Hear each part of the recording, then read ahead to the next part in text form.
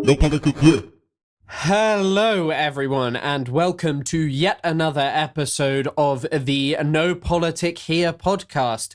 I'm Chris Kunzler, and I'm joined today by my host, as always, my co-host, I should say, Isaac Zale of the Overzealots channel. Mr. Zale, how are you doing today?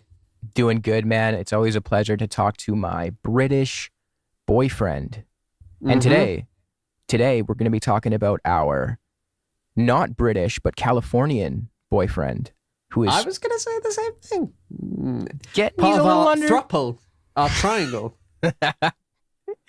Yeah, our polyamorous mate. Yeah, and I think, as I said on my stream, to be honest, like, whilst this isn't the, whilst, this is a significant topic, and I think there is a lot to say about its significance for commentary, it is also a bit of a nice reprieve from the news the last few weeks, like a reprieve to just talk about, a bit of drama and use that as a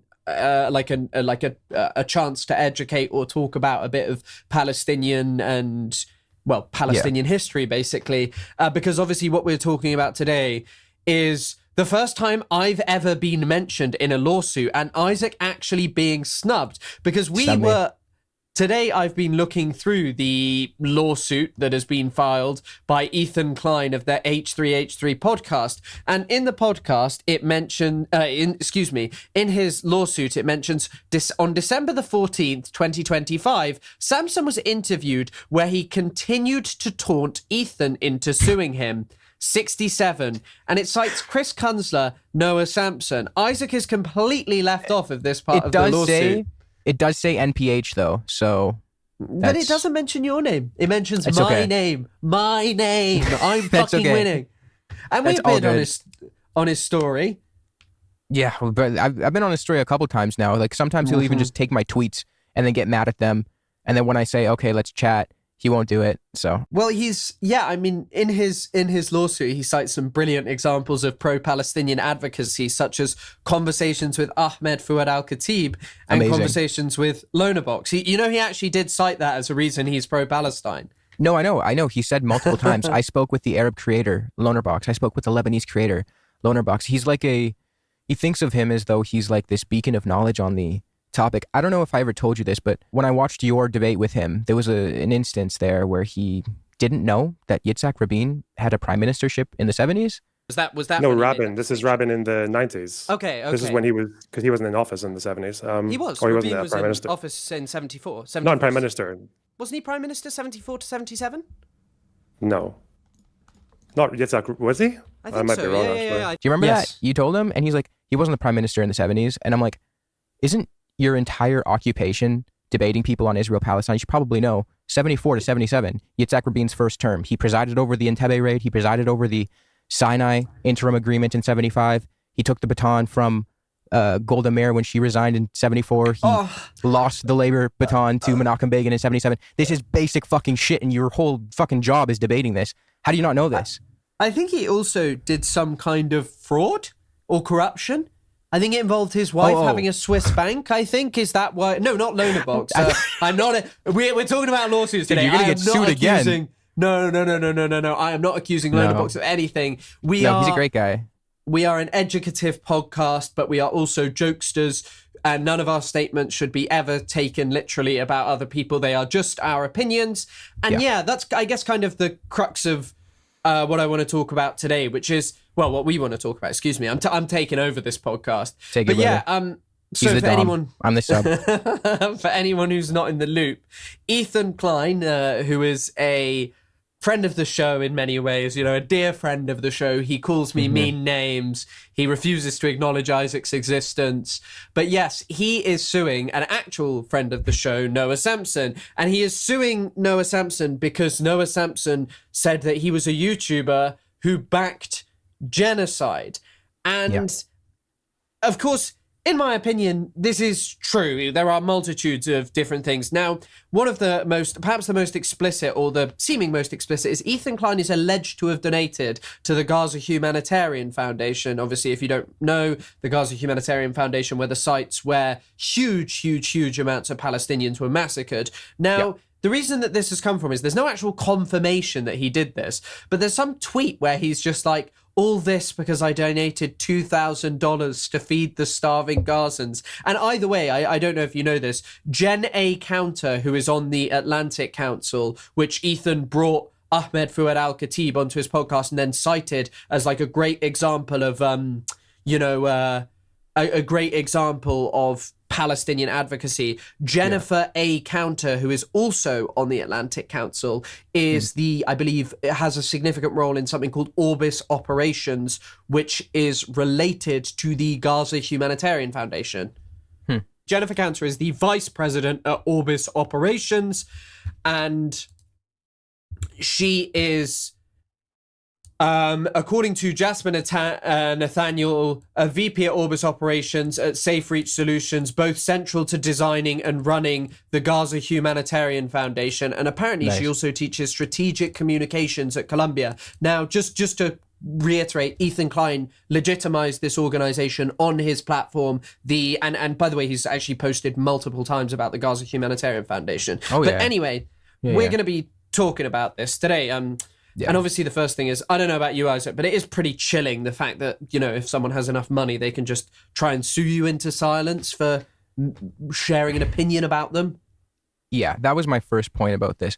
This seems as though it could have been handled with a fucking YouTube video, responding with a YouTube video. A content nuke, perhaps. It destroyed Hassan Piker's career, so... Yeah, just fucking send a content nuke over to Noah, or have Noah on the show to chat about it. Like, it's just strange, the fucking floodgates opening up in this regard, saying, I don't like what X, Y, and Z creator said about me, even though he holds a legitimate political opinion. You're allowed to hold the opinion that a certain content creator is holding water for a genocidal state. That's completely fine position to hold. It's a political opinion.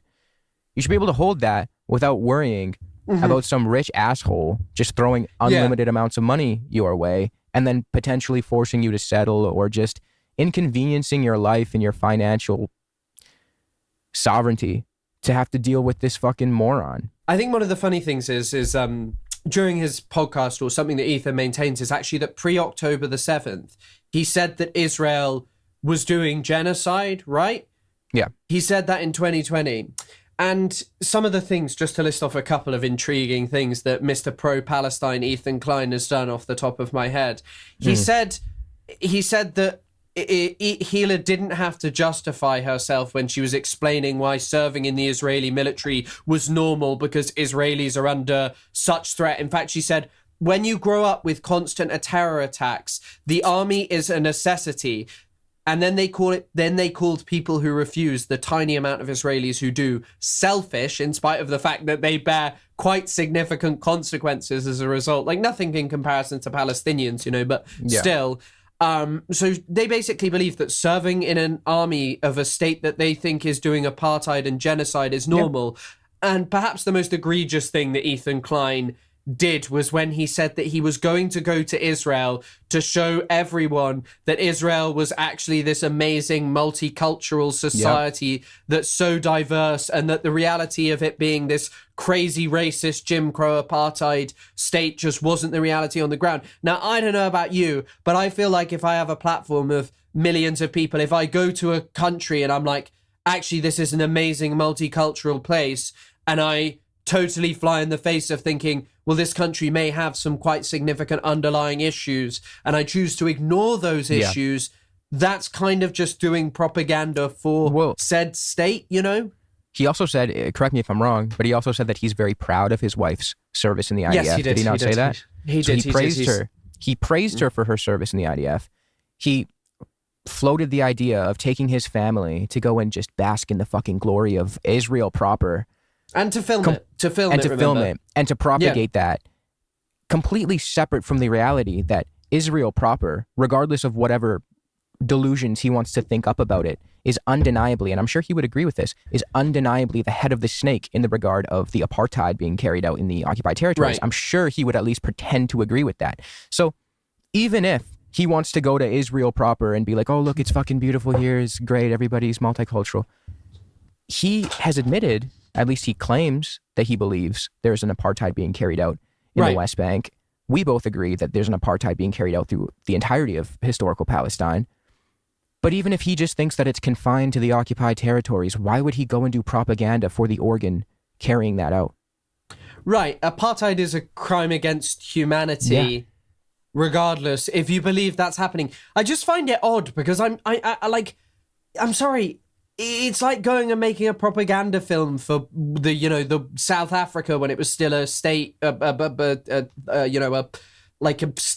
apartheid state. People do argue that it still kind of is. Andy Clarno, as always, shout out. Neoliberal neoliberal apartheid. That it's basically through many of the hangovers of like the actual that when you see it as like the structure of apartheid, you can kind of draw this through line for many of the after effects still lingering, which kind of is a problem of a two-state solution as well, right? Not to get into, I won't get into that, but that you'd see many lingering effects where one might say, well, actually, you still kind of see these apartheid consequences unless there was massive economic and political justice.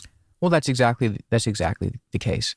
Not only do conditions need to change, but there needs to be repatriation and reparations. Otherwise, it's the infamous quote: "You stab me 9 inches, you pull it out 6. It's not completely out. You got to repair the wound." So, right. We're going to get into all of this, and I think the way that we decided to structure this episode was to just watch parts of the H3 podcast. We're going to watch that, and then when we're done, we have actually, just spontaneously before we pressed record, Chris and I went through the complaint and found some brazen historical inaccuracies just off the 20 minutes we spent looking at it. So once we're done watching the video, we'll load that complaint up, chat a bit. And I just wanted to say, Isaac, we didn't plan this, but it is about 8 p.m. and I love doing the No Politic Here podcast. And if you would like to help support us to continue doing this, to maybe even expand it and make it, maybe more professional, maybe I'll get a better camera one day, maybe, we'll meet up one day in person. If you want to help sort of facilitate these things and you just enjoy the show, go and check out the Patreon. And if you can support, we offer a bonus episode. We did one about Israeli films last week. We also offer the notes for each show week. So, my notes I've only read one article this week just about the Nakba. But if you want to see some cool and interesting notes about an Israeli document, that's really interesting. It's an Israeli document that the Israelis have a special unit who've been trying to erase it. That's from their archives of just the Israelis saying, yep, we expelled the Palestinians. It's actually pretty crazy. If you want to see like a little write-up on that, then go check it out. And if you don't want to pay, you can just join for the free sources. So yeah. Also, this is the first time I'm telling you about this, but friend of the show, Spooky Scary Socialist, is coming on for the next bonus episode where we talk about Hamas. Because it's just not the first time you're telling me about this. You've already told me you've told me about 100 times. Yeah, bro, you're like 30. You are, bro is uncoded. Dementia. Yeah, this is I'm going young downhill, Zoomers, young Zoomers like me who can, I don't know, flick their wrists about playing Fortnite. Did you see how good I was finding the quotes in the books that I've read like a year ago when you mentioned something? And I was like, oh, I know the book that's in, and I found it. Yeah. I did see that. I'm always impressed that, like, it's one of the funny things about because one of the things I feel like is I'm a slow reader. And I think that one of the reasons I'm a slow reader is because I take quite detailed notes and all of this kind of stuff. But yeah, when you do that and when you properly like kind of engage with a book, you end up being able to remember. It's like, I can't actually remember the page number. So I was looking at this book, Being Israeli by Gershon Shafir and Yoav Peled. And I was like, I kind of remember the layout of the paragraphs on the page. Yes. And kind of vaguely, without knowing what page, well, I knew which chapter it would be in but I was like, I feel that I know these pages. And so, Yeah. Like I can envision if the book is laid out flat and I haven't read it for like a year, I can kind of envision like the side and like the quarter, the dimension of where it would be in the book. It's fucking weird. So, if you want to see some bonus content, our Manosphere episode, our episode about the awful Israeli film A Waltz with Bashir, go check out the Patreon and support if you'd like to. Oh yeah. Yeah, and if we get a lot of... sorry. No, say it. I said I hate it so much that I may even go back to making like long-form scripted YouTube videos to write one about it. Do it. I would watch that. Even though I know all your opinions, because we are one. Maybe not. But yeah, we're soulmates. We are one. Do you want to know what I would do with a lot of Patreon money? The first thing I would do to amp up the setup, I would get big, huge, fake boobs like Christy Noem's husband, and then everybody would watch the show. Yeah. That's the first thing. I'm gonna start injecting synthol into my arms. You know what that is? That's like when you know people have those biceps that are like they just don't look natural. It's like it's called synthol, like a potato. Yeah. Well, no, I don't even know how you describe them. It's like bicep. If anyone's listening, go look up synthol biceps. But I'm gonna come to the next show with like full-on synthol injections. And I'm gonna look incredible once you donate enough on Patreon. I'm not doing that to clarify YouTube. I'm just making a silly joke with my dear friend Isaac Zale of the Overzealots YouTube channel. Amazing. But yeah, shall we get into talking about our dear friend Mr. Klein? Let's do it. Do you want to just load up the video, or do you want to lay some more groundwork? I feel like we laid the groundwork. What's happening? He's suing Noah. I think that's the main thing. I guess the only other groundwork is kind of funnily enough, I guess Ethan, for all of his horrifying faults and shocking decline towards basically from where he once was, he did at least bring us together, because Isaac and I kind of both met through making videos and like through the nebulous of people who are actually interested in making well-researched content about Palestine and decolonial politics. True. Even though I knew Chris since October of 2023. I've been secretly watching him, but he a fan. Yeah. Bro, a fan. He got the Chris Kunzler. He got the Chris Kunzler buy me a coffee membership. That's how OG he is. I actually have a shrine to Chris Kunzler in my bedroom. I've had it the whole time.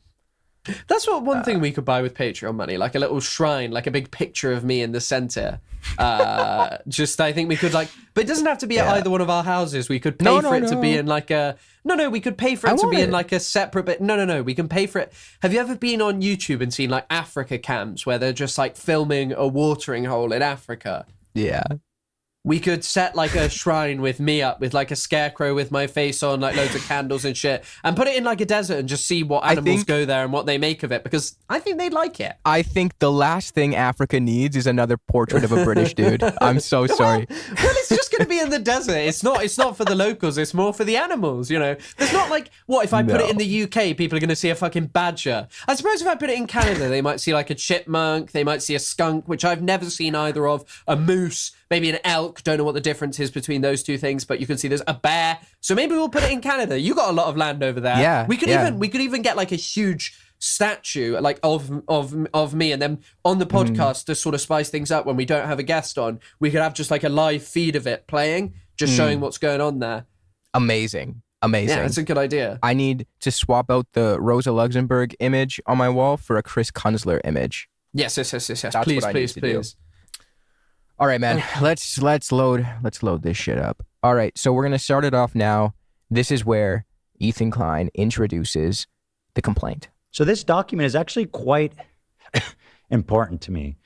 It archives and sets forth for the record all the defamatory bullshit that has been peddled by Noah and everyone else across the internet. Baseless, disgusting, hurtful accusations that I support genocide. I was just going to say here, how do you prove that Noah doesn't actually believe what he's saying when he says that he thinks Ethan backs genocide? How do you prove that?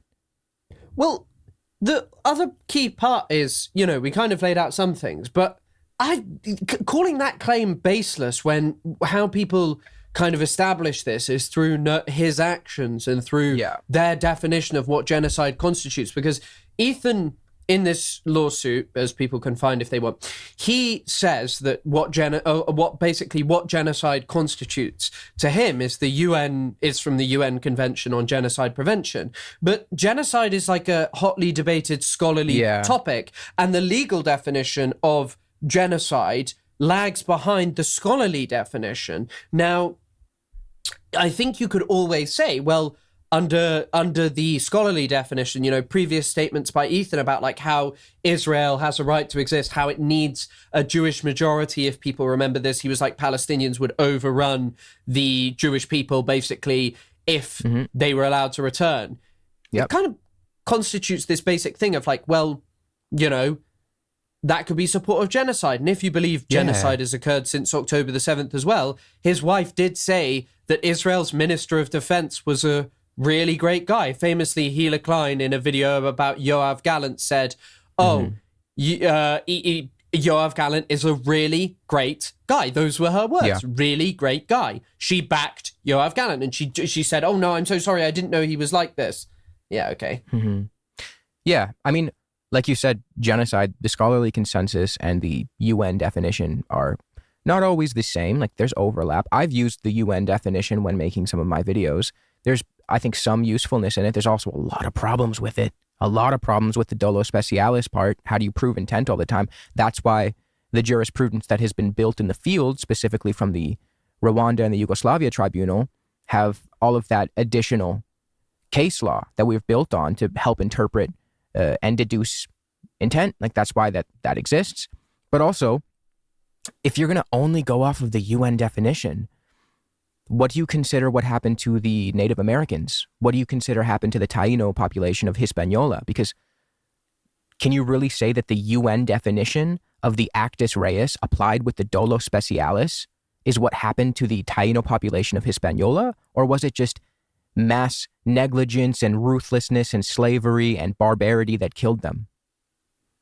Would you say that that doesn't constitute a genocide because it doesn't fit into the UN definition that is not even anachronistic? You can't even apply it. It's anachronistic. It happened later. So, I don't know. It's just very strange. Like, if someone said it's horrible what happened to the Native Americans, but Christopher Columbus had to do what he had to do in order to get over to the New World, right? You could make the argument that that person backs genocide, even if they say, no, I just said what happened to the Taino population is horrible. I hate that. I hate that that happened. But Christopher Columbus had to make the trip somehow. How else were we going to get to the New World? That could be interpreted as backing genocide. There's also a really funny bit in this later on where Ethan Klein is talking about Theo Von being interviewed by Joe Rogan, and he's basically defending. Ethan is like, oh, you know, Lebanon, they attacked Israel. Hezbollah are responsible for everything. He says, like, oh, you think it just came out of nowhere? I mean, obviously, Israel had violated the ceasefire. He's like, but all of these people, if they heard about, you know, Mexico firing rockets at America, they'd say, oh, they'd know why. They'd understand. They'd require context and blah, blah, blah. But it's like, well, okay, Mexico and America, you know, people kind of pointed this out when I had to like kind of re-clarify my point. So when it comes to Mexico and America, obviously America has taken territory from Mexico during the Mexican-American War in the 19th century, right? However, there is no open frontier between Mexico and America. There is not like an active space in which settlers are expanding where there's kind of like this lawless frontier. Whereas in the case of Israel, actually it is what kind of sets it apart from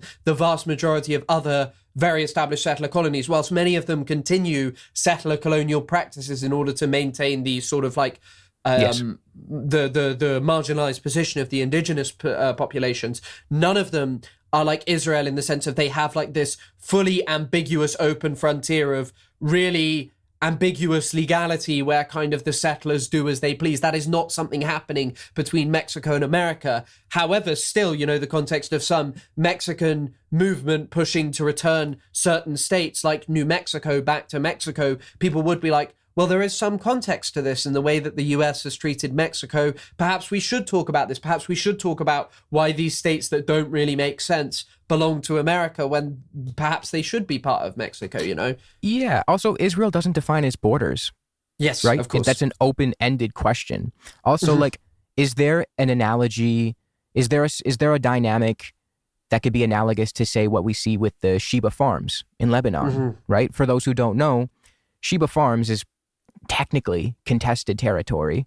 It's both Lebanon and Syria both agree that it's Lebanese, but Israel thinks that it's Syrian.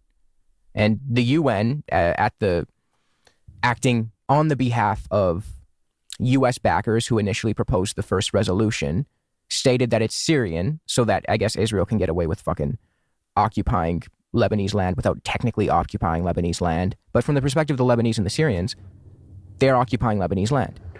Right. That's a catalyst. That's a catalyst for hostilities and tensions. Well, I think this is something that seems to just be discounted.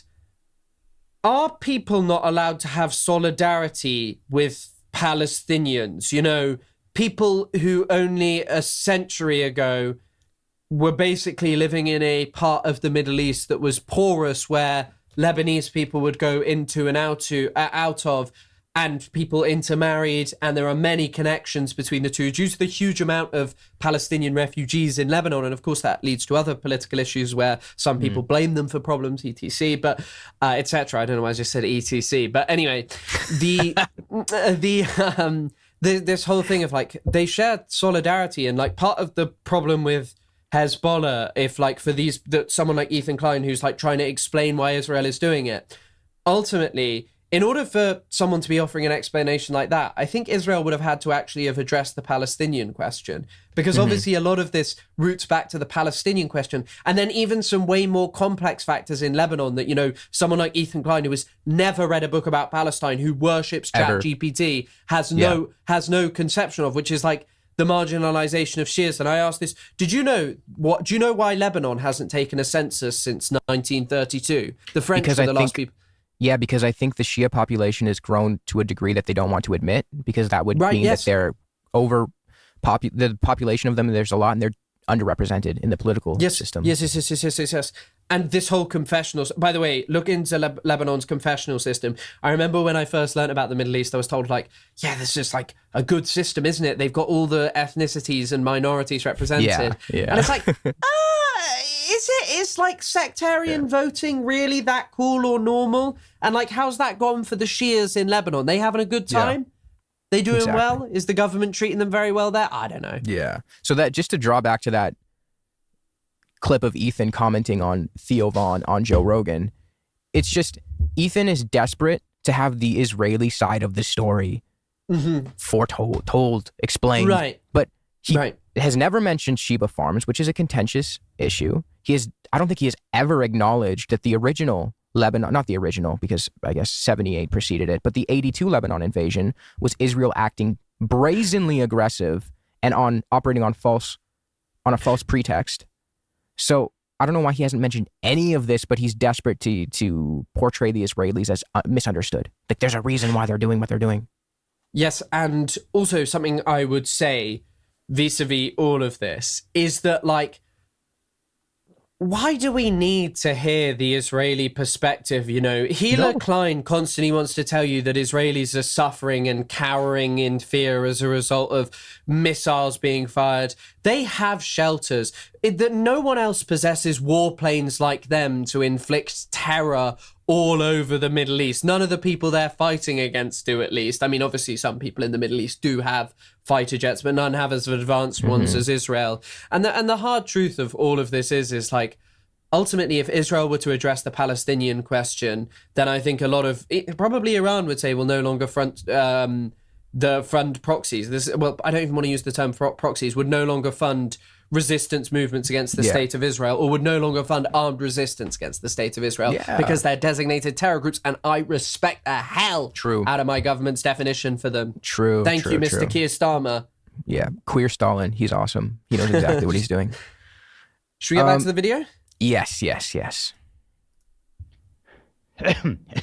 So this is about holding Noah Samsen accountable as one of the main peddlers of this. They're going to say you're being ableist, brother.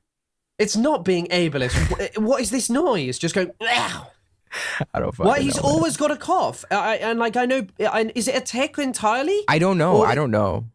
I think he's just unhealthy. He doesn't look well. He does not look well, as always, but yeah. He looks decrepit. Like, you could see the hatred has started within and metastasized. Anyways. Horrible defamation. But in large, just defending myself, my name. And this isn't something that's going to be litigated on TikTok or Twitter, which is where I know Hassan and Noah Samsen like to. Dude, what the fuck did Hassan even say? Why is the first thing he thinks of Hassan, dude? He's obsessed. Wait, do you know why as well? It's because Ethan thinks that thanks to his monetary, thanks to his like huge amounts of wealth, he's going to be able to win this because he knows in the court of public opinion he's done, he's dusted, he's cooked. Yes. Because people only talk about his actions and what he's done. So he's gone crying to a court to try and sue people because he's a litigious Zionist crybaby. Yeah. And because his life is, because he's filled with hate and because he can't accept and reckon with the traumatic fact of he supports a genocidal state that he calls out for doing genocide. Yeah, I guarantee if right after October 7th happened and this whole thing started to blow up for him, if he just said, I was wrong about this, I unequivocally condemn the state carrying out these brutal acts unequivocally, I doubt he would have received the backlash that he received. He thinks, like, I don't even know if he genuinely believes this, but he is saying that it's because he's Jewish. It's literally has nothing to do with him being Jewish. And the reason I know that he knows it has nothing to do with him being Jewish is because, say when we, a guy like Matt Lieb gets some praise for his advocacy on Palestine, Ethan doesn't stop and think, oh, well, he's Jewish and he's not being attacked by anti-Zionists. He must just be a token. Well, it's like, no, dude. It's because we don't actually give a fuck if someone's Jewish or not. We just think this guy's anti-genocide, anti-settler colonial, and you're not. And look at how, as well, like, of course, there's a section with which it hits where people are like, Hassan is a Zionist or Owen Jones is a Zionist. And, people can criticize and people do make relevant points, definitely, about certain aspects of things. Yet, simultaneously, those videos don't hit. And those videos don't lead those people down like a spiral of just defending Israel more and more, because none of those people actually offer, support to the state of Israel. Whatever you can criticize about Owen Jones, Owen Jones is not out there saying, well, Israel actually needs to bomb Lebanon, and I'm proud of my friends who serve in the Israeli military. It is a glorious and noble thing to die for Israel. Yeah. Like they're not taking positions to the right of Shlomo Ben-Ami and Benny Morris on like Nakba revisionism. Anyways, we'll get to all of that later. Litigate such things. No, this is going to be litigated by a judge and potentially even a jury based on the facts. And I'm willing to put that on the line. Here it is. Shall I? Number one, introduction. Defendant, and we'll need something real nice, some kind of good music there. Hit me up there. Maybe the Haga Navila. Do you know what the Hava Nagila is? Yeah, I mean, I've heard it on here. Do you know why it was created? Nah. Created by Zionist Jews in 1918 to celebrate the Balfour Declaration. It's quite literally a Zionist celebratory song. Zionists celebrating a legal document. Yeah. A legal document that's meant to look. Their legal document was considerably worse for the world, but this one is certainly could have a chilling consequence on free speech. If you're not allowed to call whiny litigious Zionist crybabies out for being whiny litigious Zionist crybabies. Yeah, like there's a bit of contention around like the specifics. It's either it was to celebrate the Balfour Declaration or some other gain that the Zionist movement made, but nonetheless, it's a Zionist celebratory song. With the consensus being it had to do with the Balfour Declaration. Yeah. But whatever. I honestly don't even think he knew that. He doesn't know anything. Not that one. The Haga Navila.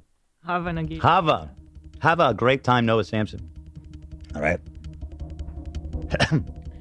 Defendant Noah Samsen advocates that the only solution to genocide of Palestinians is the genocide of Israelis. When? When has he ever said that? When has he even alluded to something like that? Because Ethan thinks that if Israel doesn't exist, that means there's a genocide of Israelis. And it's just like, mate, you know what? Like, people would probably, he kind of thinks that he's like a pro-Palestine advocate who gets criticized. I would have more sympathy with Ethan if Ethan was receiving criticism for talking about bipartisan coexistence in historic Palestine. But that's not what he's talking about. He's talking about how Israel has to exist. He's literally talked on his podcast about how the IOF is like this normal institution that he's proud of his wife for having served in. I mean, It is crazy. This shit is genuinely just wild that this is like an ongoing thing that Ethan, he thinks that Noah Samsen wants the genocide of Israelis because he doesn't believe in Israel's right to exist. Yeah, absolute straw man of Noah's position. I'm pretty sure most anti-Zionists believe in the de-Zionization, the removal of the apartheid structure, the repatriation, the reparations for Palestinians, the right of return, things like this. It's, I don't know, just seems like he's purposefully refraining from contending with the point of the argument. Like, Noah does not want a genocide of anybody. And I'll go out on a limb and say that. I know he's not here right now. I'm sure he won't mind if I say that on his behalf. Even if they vocally support the Palestinian cause. Through his entity, Samsen Creative LLC, Samsen published a video on YouTube entitled, "The YouTubers Who Backed a Genocide," aka the defamatory video. The thumbnail for the defamatory video depicts various individuals, including the plaintiff, Ethan Klein. Samsen knew that Ethan ferociously advocated against the genocide of Palestinians. Despite this, Samsen and his business, Samsen Creative, published the defamatory video to falsely paint Ethan as supporting the genocide of Palestinians. The defendant's defamatory video was incredibly successful. To date, can you pause? It has received approximately... Sorry, this is just a tiny point. It doesn't say ferociously, it says vociferously. It says Samsen knew that Ethan vociferously advocated against the genocide of Palestinians. Oh my God. Like, once again, I mean, I don't think we need to relay out just right now what Ethan has done vis-a-vis Palestine, but you don't go and film Israel and make a propaganda film to show to your millions of moronic followers about how multicultural and diverse. Ethan's words, by the way, words for which he apologized and was like, I've not always been the perfect activist. It's like, you wanted to film for the state that you think is doing genocide, that you are against. You can't speak out of both sides of your mouth. People are allowed to form an opinion against you, because if you think they're doing a genocide and you are going there to dispel the crazy narratives about Israel being this racist apartheid Jim Crow state, you're working and backing the state doing genocide. Thereby, in my humble opinion, you are backing Israel's genocide. And he only didn't do this, by the way. He didn't decide not to do it. He didn't do it because he didn't want his kids to hear the sirens of Israel being struck by a Houthi drone. The Ansar Allah struck a blow on Tel Aviv. Yeah, exactly. I mean, backed is also a pretty ambiguous word, like I said already. Like, if you're doing propaganda for the genocidal ethno-state, yeah, you could make the argument that one believes he's backing a genocide. I don't know how, because at the end of the day, Ethan doesn't really have to prove that Noah is wrong on the facts. He kind of has to prove that Noah lied, maliciously, cynically created the position that he believes Ethan is backing a genocide. And Noah is very well entitled to holding that as a genuine political belief. I hold that as a genuine political belief. I think just because he's vocally, nominally anti-genocide, ostensibly anti-genocide, that doesn't negate all of the harm he's done through his actions, through the things that he's promoted, through the things he's refrained from speaking about. Right. And he also says that, like, genocide is this structure, which he, by the way, himself says was going on pre-October the 7th. Thus, it cannot just pertain to mass extermination of Palestinians. It must pertain to something bigger. But I think for him, it's just a word that's, like, basically meaningless. Like, it doesn't actually have the weight or its significance of what it actually really is, which is, this structural attempt to wipe out a people. And then there's clips of him, talking to Sam Cedar, where he's like, Hamas should have given up the hostages and then the war would have ended. And it's like, you think Israel's doing genocide? You think Israel was doing genocide before October the 7th? Hamas didn't have hostages then. No, and like, they offered them back they offered them back on the 9th, by the way, like 2 days after they offered them back. They're like, we'll give you the hostages back if you refrain from entering the Gaza Strip, and Israel ignored it. Right, and as well, he's always like on him and Healer like whine about Hamas rockets. Do you know that like between, I think it's like up to 2014, Hamas rockets had killed like 20 people in Israel. That's like more than the massacre that we were talking about in Qana in Lebanon, that the Israelis just massacred like 100 people. 5 times more people were killed in one Israeli attack. That if you ask most people who are even pretty knowledgeable about Palestine post-October the 7th, would just be like, no, I've literally never heard of that. There's just like, Israelis just do massacres and it's like awesome, but yet we have to think about their psyche and their side. I'm sorry, I've heard too much crap from the Israeli side. Enough. Khalas. Yeah. Khalas. I'm pulling out some Arabic. Enough. Too much, Ethan. No. I don't like Israel. Israel, bye-bye. Bye-bye, Israel. And this is kind of just something that they've been doing, like for decades. Even in the 67 Six-Day War, the lead up to the 67 Six-Day War was colored by like border skirmishes and attacks. And I believe it was Moshe Dayan, don't quote me, I could be wrong about that, but it was a high up important Israeli statesman who published in their memoirs that of the border skirmishes that were served as part of the catalyst for the 67 war, because remember, it was the border skirmishes as well as the Syrian water crisis. This Israeli statesman admitted that 80% of the border skirmishes were initiated by Israel. And those were the catalyst for the 67 Six-Day War, along with the water crisis. Right. So nobody ever mentions Israel is like constantly fucking starting shit, poking. And then when you poke the bear long enough and it retaliates, all of a sudden they're victims. Mm-hmm. Yeah, right. And as well, like, how many of these are just hangovers of the Nakba, you know, when Israel's like, well, we had to invade Lebanon to get the PLO out. Maybe you shouldn't have displaced, hundreds of thousands of Palestinians there, who just live in camps there because you displaced them through a campaign of ethnic cleansing. You made the sandwich, and yet you cry about it. You cry that there are consequences because you refuse any kind of a political deal, and you somehow expect me to over and over again have sympathy. Like during his debate with, fucking Sam Cedar, he starts talking about them being shot by missiles. He talks about the Great March of Return and how there was Hamas activity on the first March of Return. He also, by the way, in his analysis of what Israel should have done, he thinks Israel should have done targeted strikes in Gaza and special operations raids. Israel will never do that because they're cowards and they're scared about Israeli soldiers dying. Now, the other key point as well is when you diminish the Great March of Return, which is what he does with Lona Box, great advocate for Palestine, by the way, literally someone Ethan cites in his lawsuit as indicative of him being pro-Palestine. What they probably should mention is Ahmed Abu Artema, the guy who created the Great March of Return, literally believes in non-violence. You can watch his Al Jazeera video. He's actually debating with other kids from Gaza, most of whom are like, they're young from Gaza, whereas he's like a bit older. And they're like, yeah, we go to the Great March of Return, but like ultimately we think militant resistance is what's needed to defeat Israel. If Israel were interested in peace, they'd be talking about people like Ahmed Abu Artema. Name me a politician in Israel with considerable weight, with considerable power, who talks about that. Because another thing these idiots and liberal Zionists like to do is go, Israel's got some nice politics and stuff. No, it doesn't. No. Nice politics there do not exist. It's genocidal all over from top to bottom. Only a tiny, tiny bit of the bottom rung isn't. Yeah, exactly. Only 1.5 million views, and his defendant's second most viewed video on YouTube.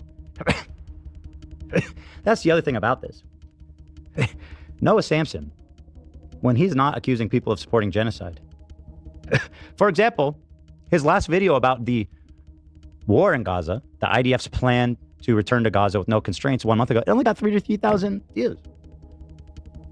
So the man has quite a vested interest here in defaming people. It's good for business. Are we forgetting how this guy built his entire career? Also, just look at, this is, by the way, the thing that he and his fans love to do. They go like, you are obsessed with Ethan. You're obsessed with making drama content. Look at what Ethan's channel is. You can literally go on his channel. Every video is about Trisha Paytas, Noah Samsen, yeah, I know, Trisha Paytas, clavicular. That's all this is about. That's all his channel has become. Look, right up here, streamed 20 hours ago. Trisha Paytas' family channel is gross. Like the guy's whole shtick is that he's a drama pervert and he's constantly in these perpetual tit for tats with YouTube internet creators. That's his whole fucking brand. And then doing lawsuits when people are mean about him for supporting Israel. Yeah, and also didn't he, correct me if I'm wrong here because I very well could be, wasn't he embroiled in a legal battle with Ryan Kavanaugh because he defamed Kavanaugh and then he had to settle and then apologize for the defamation? For saying that what he said about him was wrong?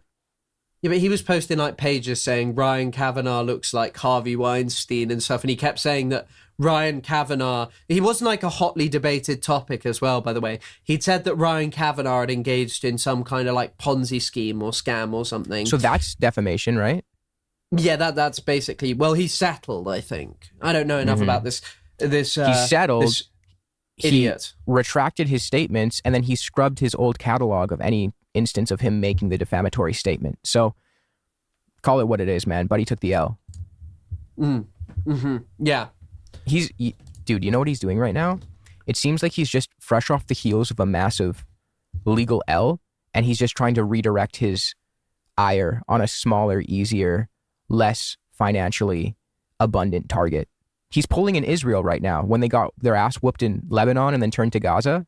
That's exactly what he's doing. This is the same mindset. Right. I mean, yeah. I don't think you're wrong. Seems. In fact, he said as much, which we quote here in this beautiful, beautiful complaint. Gorgeous. It's 14-page, meticulously. Yeah, it's really interesting that he always says that Noah needed this in order to get views when Noah was already a large YouTuber before covering this. He already had 500,000 subscribers before covering this. It's sorry, whatever. That pause frame is repugnant. If to the audio only perverts, Ethan is looking bad, so that could describe any image, but this one does not look good. Anyways, we'll go to another segment. All right, this is actually where he starts boasting his pro-Palestine bona fides, if you want to respond to this. Ethan and his wife, Hila, Klein, collectively are passionate advocates. He actually took her last name. That's why he was thinking, he's like, wait, is it Klein? Yeah. Of the rights of Palestinians to self-determination and the establishment of a Palestinian state. They are vehement critics of the Israeli government and Prime Minister Netanyahu. Oh, bitch ass Netanyahu. Prime Minister Benjamin Bibi Netanyahu. Really went in on the Jew shit there. Both before and after October 7th, Ethan and Hila condemned Israel's oppression and violence toward the Palestinian people, including explicitly stating Israel's actions constitute a genocide.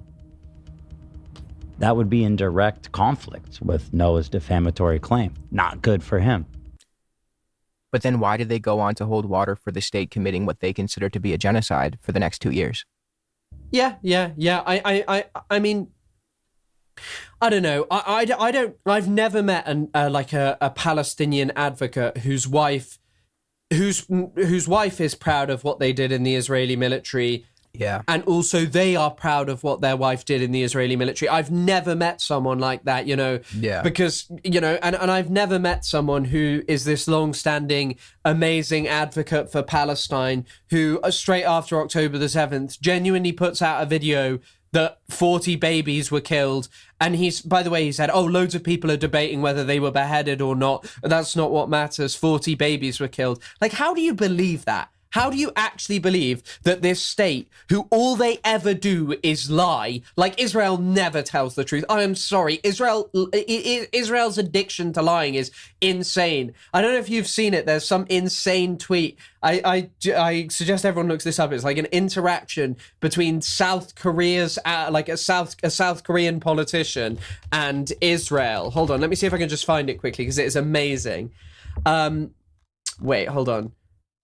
It's from Israel's foreign ministry. And basically, I don't know if you've ever seen this video. It's awful. It's like of a Palestinian being thrown off a roof by an Israeli soldier. Yeah, I saw And the it. Israelis' defense is that it happened in 2024, and they cite a fake account that falsely presented it as a current event. And then what they also say is that we have not heard... the event, so they justified throwing a person off a roof by saying the event discussed occurred during an operation against terrorists at a time when Israeli soldiers were facing direct and immediate threat to their lives. The event was thoroughly investigated and addressed 2 years ago. And then the amazing part is also they say The remarks by the president of Korea, Lee Jae-myung, including including the trivialization of the massacre of Jews on the eve of Holocaust Remembrance Day in Israel, are unacceptable and warrant strong condemnation. I'm sorry, this state is like abnormal. Anyone who associates with it is not normal. This is not how a state behaves, where they're defending their soldiers, throwing a person off a roof. By the way, the same state that constantly goes on, gays get thrown off roofs in Gaza. I'll tell you what, I've never seen a video of people from Gaza doing that, but I have seen the racial supremacist people in Israel doing exactly that. Same with the human shields. Remember the whole thing where the IDF was rioting for their right to continue using Palestinians as human shields. There's Amnesty International reports on this. There's a BBC report on this. So, I mean, I don't know. Decades ago as well. Fucking decades ago. And then this prick has the audacity to go on and on about Hamas human shields. By the way, context of Hezbollah, you can look into this. In 2006, Israel never proved it. And there was an article in 2024 by the BBC where Israel was putting out claims that they'd bombed a building because there was a senior Hezbollah figure. Apparently, like maybe 5 or 6 of the near 100 people killed in there were members or affiliated with Hezbollah, very low ranking, entire families just wiped off the fucking map by this genocidal state. And people like him have the audacity to go on about them using human shields. Right. Yeah. The Israelis literally have a program called Shawish in Gaza. I think it means mosquito, if I remember correctly, or like meat, maybe. I'm someone who could have to translate that for me. But anyway, this program was just blindfolding, well, not always blindfolding them, but sending Palestinians into tunnels because the Israeli soldiers were too scared to go into them themselves. They're more cowardly than the Americans. The Americans in Vietnam at least had tunnel rats who'd go down the tunnels. Yeah, exactly, yeah. Ethan, Hila advocate for a two-state solution to resolve the conflict. Both Ethan and Hila are Israelis. Ethan by naturalization and Hila by birth. It's just really interesting how he can skip past the immense privilege in that statement. Yeah, I, by virtue of nothing other than being born of the proper ethnicity, am entitled to citizenship, entitled to accommodations, to appropriate the land of Palestinians because I was born Jewish, but a Palestinian born in Palestine cannot do the same. Just just complete overriding, just not even mentioning the immense privilege allotted to Jews. Because of that, just because of nothing more than being born Jewish. I wish he'd made this into a YouTube video instead of a lawsuit, because it would have been so funny to shit on. Like just this bit where he's like, I don't know, do you normally tell judges like, I'm Ethan, I'm an Ashkenazi Jew, and I'm married to Hila. She's a Mizrahi Jew. That means a Jew from the Arab and Muslim countries who came to Israel as refugees, escaping violence and oppression. Bruh. I wish I could be a fly on the wall of that courtroom, dude. That's amazing. I wish I could just see these two discussing in private about their views about Palestine. Hila's probably just telling him, like, Noah Tishby released a great video. Or, like, you know Hen Mazig, who they constantly... By the way, they love this Hen Mazig guy. Hen Mazig is perfectly indicative of who and what Ethan Klein is and are. Because Hen Mazig constantly goes on about his opposition to Netanyahu, right? I don't know if you probably know this. But Hen Mazig also recently recorded a video with Naftali Bennett, who's like the leader of the opposition in Israel, and like asking Naftali Bennett about what change he wants to see in fucking Israel. Naftali Bennett is a guy who's like regularly been on television to justify the genocide, but he's also said something to the effect of, I've killed many Arabs in my lifetime, and that's a good thing. And it's not something to be ashamed of. I mean, maybe that's kind of the person that that's an Israeli liberal. That's who Hila's going to be voting for. This is the thing. They genuinely believe that just because they're in favor of liberal Zionists or labor Zionists, that absolves them. But they don't mention the fact that labor Zionists did the Nakba. They're responsible for vast settlement expansion themselves. Ehud Barak built more settlements in his almost 2-year term than Netanyahu did in 3 years prior. Yitzhak Rabin is on record bragging to the Knesset about only offering the Palestinians something that is less than a state during the Oslo peace process, the process where the Israelis were supposedly extending an olive branch and the intransigent Palestinians shut them down. They don't mention the fact that Yitzhak Rabin gave the infamous break their bones order during the first Intifada. The issue is not Netanyahu. The issue is not the right-wing Zionists. It's Zionism as a whole. It's just also really disconnected from reality, right? Like, Yeah. I don't know why anyone who claims to be quite knowledgeable about Israel and also pro-Palestine is still fucking talking about Israeli left-wing politics. It's not serious anymore. And by the way, when you look into surveys of Israeli youths, they are even more right-wing. And people say, well, of course they are post-October the 7th. Pre-October the 7th, I read something from the 2010s, maybe 2018, that was talking about, and I think it was actually mentioned in one of the earliest episodes we did about the Israeli right, if I remember correctly, talking about how it is young Israelis were already like self-identifying as right-wing back then. It's not some new phenomenon. The notion that there's like some nice liberal Israeli left that's doing really well, bullshit. It is literally rubbish made up for people like, it's literally rubbish at this point made out to justify supporting Israel. Yeah, exactly. Nearly all of Ila's family reside in Israel. Ila and her family are also Mizrahi Jews, i.e. Jews from Arab and Muslim countries, who came to Israel as refugees escaping violence and oppression. Both Ethan and Ila know that if Jews were expelled from Israel, the vast majority would have nowhere to go. This is the primary. Okay, first I just want to talk about the two-state solution, because for those who maybe are unfamiliar with what we do, we are not for the two-state solution. I mean, Ethan seems to think that the two-state solution is enough to fix the issue, but he never addresses the fact that the refugee problem is seemingly forgotten by those who advocate for the two-state solution. Ethan is on record saying that the Palestinians can't outnumber the Jews, meaning they ought not be able to return to the homes and properties they were expelled from. This is an issue because not only does the UN General Assembly affirm the Palestinian right of return, but the US has actively backed the right of return for refugees in other contexts, such as in East Timor and in Kosovo. So we have precedent to point to, as well as a moral argument for the Palestinian right of return, yet Ethan Klein is opposed to this on ethno-supremacist grounds. This is why the whole two-state solution thing is a sham. Aside from the fact that the Israelis are unserious about ever implementing it, they had so many options to actually implement it, and they never did. They were intransigent the entire time. I mean, we kind of have a podcast that literally dedicated to that topic. So if anyone wants a longer discussion of us talking about, you know, peace negotiations, it's on our channel. Like, it's literally us talking exactly about that. And by the way, just to quickly top off your perfect statement there, the only other thing is mentioning a two-state solution in today's era is literally just to kick the can down the road.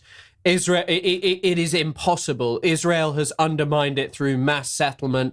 Over, I think, around 700,000 Israeli settlers live in the West Bank and East Jerusalem. There are quite a lot of fervent Zionists in there who would use militant resistance even against their own state. So this notion of there being, you know, some wonderful two-state solution, no, it's kicking the can down the road. The only option is some form of one-state solution, and your choice is either now a one-state solution of Israel or a binational state of Palestine. Those are the two options. And I'm not going to lie, I don't really believe that nation states should exist where you should have a state, the political entity, serving a national majority, the nation. I think that you should be talking about a state that serves all of its people. And so I'm obviously in favor of a one democratic state that is binational, that offers justice to the Palestinians, that upholds values like something democratic and strives to be better for the world. Yeah. I mean, even here, look at this. Both Ethan and Ela know that if Jews were to be expelled from Israel, they would have nowhere to go. This is... He's in fucking LA! Brother, sorry, this is... I shouted too loud there. It's just deliberately missing the point, because Noah, as well as other anti-Zionists, call for the dissolution of the Zionist apartheid structure primarily, right? Yeah. It's not... The argument is also just a red herring, and it's meant to distract from the fact that it shouldn't be the responsibility of Palestinians to figure out where Jews should go. If someone is living in a stolen Palestinian home, it's not the victim or those advocating for the victims who should be concerned with where the dispossessor ends up. And even if Palestinians were if Palestinians were given the right of return and they all came back and no Jews left, Palestine would still have a population density lower than Singapore, Malta, and Bangladesh. So this is just completely falls flat on so many angles. You could bring every Palestinian back, give them the right of return, and none of the Jews who were there even have to leave, and it would still have a population density lower than these places that I just mentioned. But again, it's up to the Palestinians to deal with that. My main concern is if a motherfucker stole a house, get the fuck out. Right. Like, you know, there are millions of, there are over, there must be a million Israelis. I think there is actually a million Israelis who speak Russian. They could go back to Russia. They could. This notion that wherever they'd go, they'd be subjected to violence guaranteed. It should be the duty of the states in Europe, Eastern Europe, and also Middle Eastern countries where they are from to uphold and protect Jewish rights. Yeah. Because, you know, there were, and like this is a thread throughout Ethan's entire thing. The problem is not talking about the history of Mizrahi Jews, because there are examples of expulsion. There are examples of anti-Semitism. But Avi Schleim, someone who Ethan actually was like, Avi Schleim agrees with me in his debate with Hassan. Avi Schleim literally says, you shouldn't take examples of massacres. He cites the Farhud on the Makdisi Street podcast episode with him. He cites it and says, this was the exception rather than the rule. There was this vibrant Jewish community existing previously. In Three Worlds, Avi Schleim like literally says, and I'm paraphrasing because I read it about a year ago.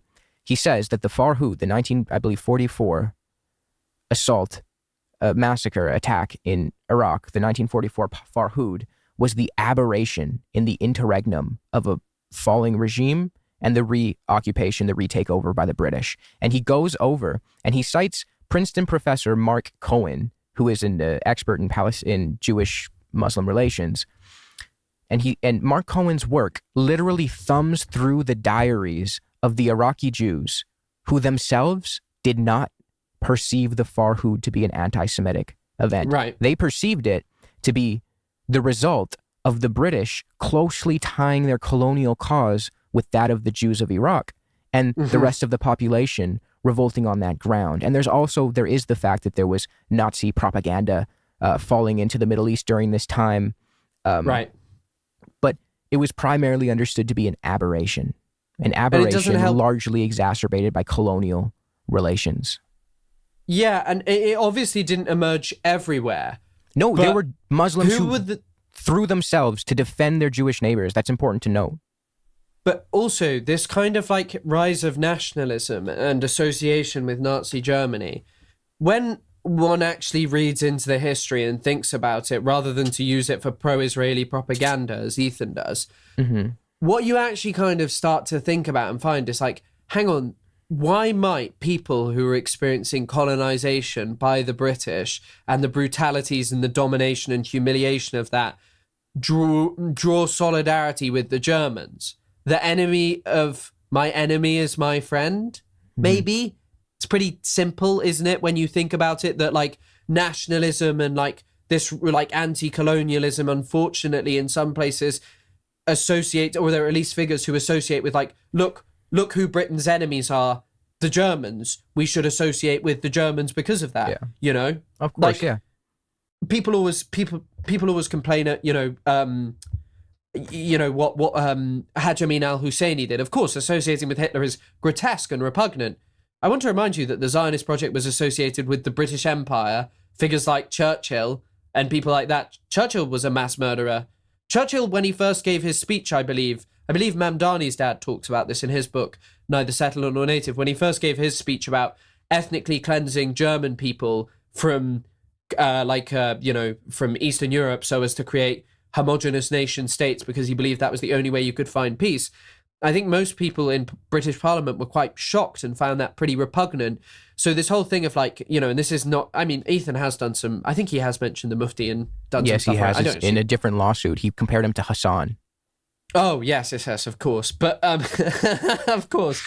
But the Haj Amin al-Husseini, he associated with Hitler. But I want to remind you that the Zionist project was associated with the imperial powers, that was very associated, by the way, with the scramble for Africa, which is what led to the killing of 10 million, 10 million Congolese people. And, the scores of people exterminated by the colonial projects are humongous. And it is just this strange thing within, well, it's not a strange thing, but it is a strange thing when you put it in this context. We bear the images of the Holocaust so heavy in our minds as Europeans and Anglophone people, but we don't really bear in mind these grotesque images that just because they were more spread out and just because they still continue today does not mean they are not grotesque atrocities. There are plenty of people who wrote about this. Césaire, Frantz Fanon, others. Herzl penned a letter asking for help from Cecil Rhodes. Right? Cecil, not Cecil, Cecil. Whatever, Cecil Cecil. Fuck him. He doesn't deserve he doesn't deserve his shit pronounced properly. And also, probably not. 12,000 Palestinians volunteered to fight the Nazis on the side of the British. That always gets swept under the rug when we talk about Hashemi al-Husseini. It's one fucking dude whose interactions with Hitler were inconsequential in the grand scheme of things. But the 12,000 Palestinians who risked their lives, many of whom died, to fight the Nazis, that doesn't even get a mention by this piece of shit. Right, but it's also, I remember a friend talking about this, it's funny that, in order to justify themselves, Palestinians have to associate with their colonizer, apparently. And, that kind of leads you down a problematic track in terms of, you're pushing this notion, well, look, they actually did side with the British colonizers as well. Yeah, it's exactly. I think the actual wider point, and I'm not, I would, have cited that, it's just kind of this funny thing of, do you really want to write this story of Palestinians helped the British with what the British did to them? Agreed. Perfect. Yeah. Operating within that framework is already problematic because it's implicitly colonial. You accept the premise. Another thing that I do think is worth mentioning, because this is often something that is put forth to justify the colonization of Palestine, is, well, Jews had nowhere to go, so they had no choice but to go to Israel, or then Palestine. That's something that is often put forth, but it kind of forgets or leaves out or omits the fact that the majority of Jews fleeing pogroms in Russia and Eastern Europe went anywhere but Palestine. The majority of Jews after the Holocaust, the majority of Jewish survivors after the Holocaust, went anywhere but Palestine. Only 10% of the remaining 3 million Jews in Europe went to Palestine. Right. So, and you can literally read about this. You can read about displaced people talking in the camps, talking about how David Ben Gurion, Israel's first prime minister, was quite weird with them, that he saw them as stock and material for a project and not people who just lived through this traumatic campaign of extermination. And, it's just. Yeah. So when someone says the Jews had to do this, they had to colonize, obviously not, because the majority of them didn't even go to Palestine and they didn't die. Right. Also, just quickly, once again, I kind of shouted it out at the start, but how many Jewish people live in America and they're fine? Without Israel to protect them, it's literally the duty. A Jewish person who lives in, when someone's who's going to protect them without Israel? The states in which they exist in. It's the duty of the states to offer protection to Jewish people. And by the way, also, just this abominable path that Israel has been on, this constant killing, this constant invasion, this constant, which Ethan literally later justifies, this constant idea that somehow by killing Khamenei, by killing Sinwar, by killing Sinwar's brother, that somehow this catharsis will come and this push towards this perfect realization of peace and happiness. It has never worked in Israel's history. Lebanon 1982 is the perfect example. They routed the PLO from Lebanon, negotiated the Oslo Accords, the closest thing to the two-state solution, yet so distant because of Israel's unwillingness for any kind of real two-state solution. They negotiate this thing that's, after they've, gone there to destroy who Menachem Begin describes as Hitler. And it didn't work then. It will not work now. Killing Khamenei did not work. Killing huge amounts of the Islamic Republic, the leadership of the Islamic Republic, coupled with alongside their families and whatever civilians they could get. It did nothing. It doesn't defeat this overarching problem that derives specifically from Israel's unwillingness to give a two-state solution. Even if you are in this position of supporting a two-state solution, you must see the problem, because that's where the problem lies. Israel is not serious about negotiations, and this whole campaign of killing is not working. It does not achieve its aims because it's impossible, because it relies on portraying. It's a fantasy in the sense of like Palestinians are the obstacle. This is how fantasy operates.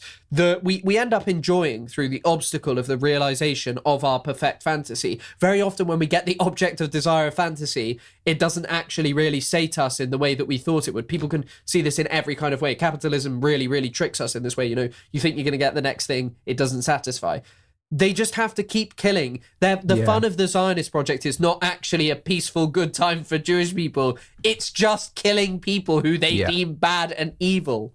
And also the logic, if you really think about it, the logic of, well, we cannot have one democratic state and we cannot allow for the right of return because if the Palestinians outnumber the Jews and Jews become a minority, then Jews are going to be, well, anything is fair game for the Jews. That's what Ethan said. But if you're in one state, all that's going to happen is like everybody is trying to bring as many people there as possible. And like by the time there frankly are a lot of Palestinians, right, in the area. And once the Palestinians outnumber the Jews, basically anything is fair game for the Jews. But if you actually think about that, Jews are a minority in Germany, and Germany did the Holocaust. Palestine has done nothing of the sort. So if Jews can live as protected minorities in Eastern Europe, in Germany, in all of these places of horrific brutality levied against them in the past, why could that not hold true for Palestine, for one democratic Palestinian state? The only thing I can think is because Ethan and people like him hold some sort of preconceived notions about Arabs, about what he perceives to be just them being uncivil, their lack of civility. The barbarians. They're barbarians. Yes, the barbarians. Yes. That's the only thing that I can think of, because if you can sit here and say, yeah, Jews are protected minorities in Eastern Europe, in Russia, in Germany, in Italy, well, hold on a second. Why can't they be protected minorities if we start putting the groundwork in now in Palestine? Is it because Palestinians are brown? Is that why? Yes. And also, by the way, just one final point before we get back to the video. Who's been doing all the massacres, you know? Who's been doing the bigger massacres of, you know, racially motivated massacres of those deemed inferior? Yes. Because I think it might be the Israelis. Why in all of their fantasies is it only when the Palestinians outnumber the Jewish people that they're going to do the bad thing? Exactly. Why is it not that, you know, the Israelis are going to do the bad thing? Because they are doing the bad thing right now. They're doing the genocide, as this man openly states that he thinks they are doing. I reconciling this point. You think they're doing genocide, but you're carrying water for them. Yes. Yeah. Shlomo Sand, last thing I'm going to say, Shlomo Sand, he's a historian. In his memoir, he wrote and he reflected on the fact that historically, in ancient history, when Jews held enough authority to subject others to their will, they treated the minorities in which they ruled over in a similar way that they were treated when they were the minority. So again, it's not about this intrinsic victimhood of Jewishness. It's power relations. It's minorities tend to be victimized. And in the mind of a Zionist, the only reason that's bad is because the one on the receiving end of the victimization is a Jew. When in the mind of someone who is not a Zionist, the issue is not whether or not the person being victimized is Jewish or not. It's the fact that somebody's being victimized. And that's a huge thing with Zionists. They don't actually care about the structure of genocide, apartheid, discrimination. They only care so long as a Jewish person is on the receiving end of that. And that's unacceptable. That structure should be sought to be eradicated entirely, regardless of who suffers the most from it. All right, I'll shut up. Sorry. Reason why they advocate for a two-state solution instead of one state. Samsen makes his position on the Israel-Palestine conflict unequivocally clear. Israel must be wiped off the face of the earth.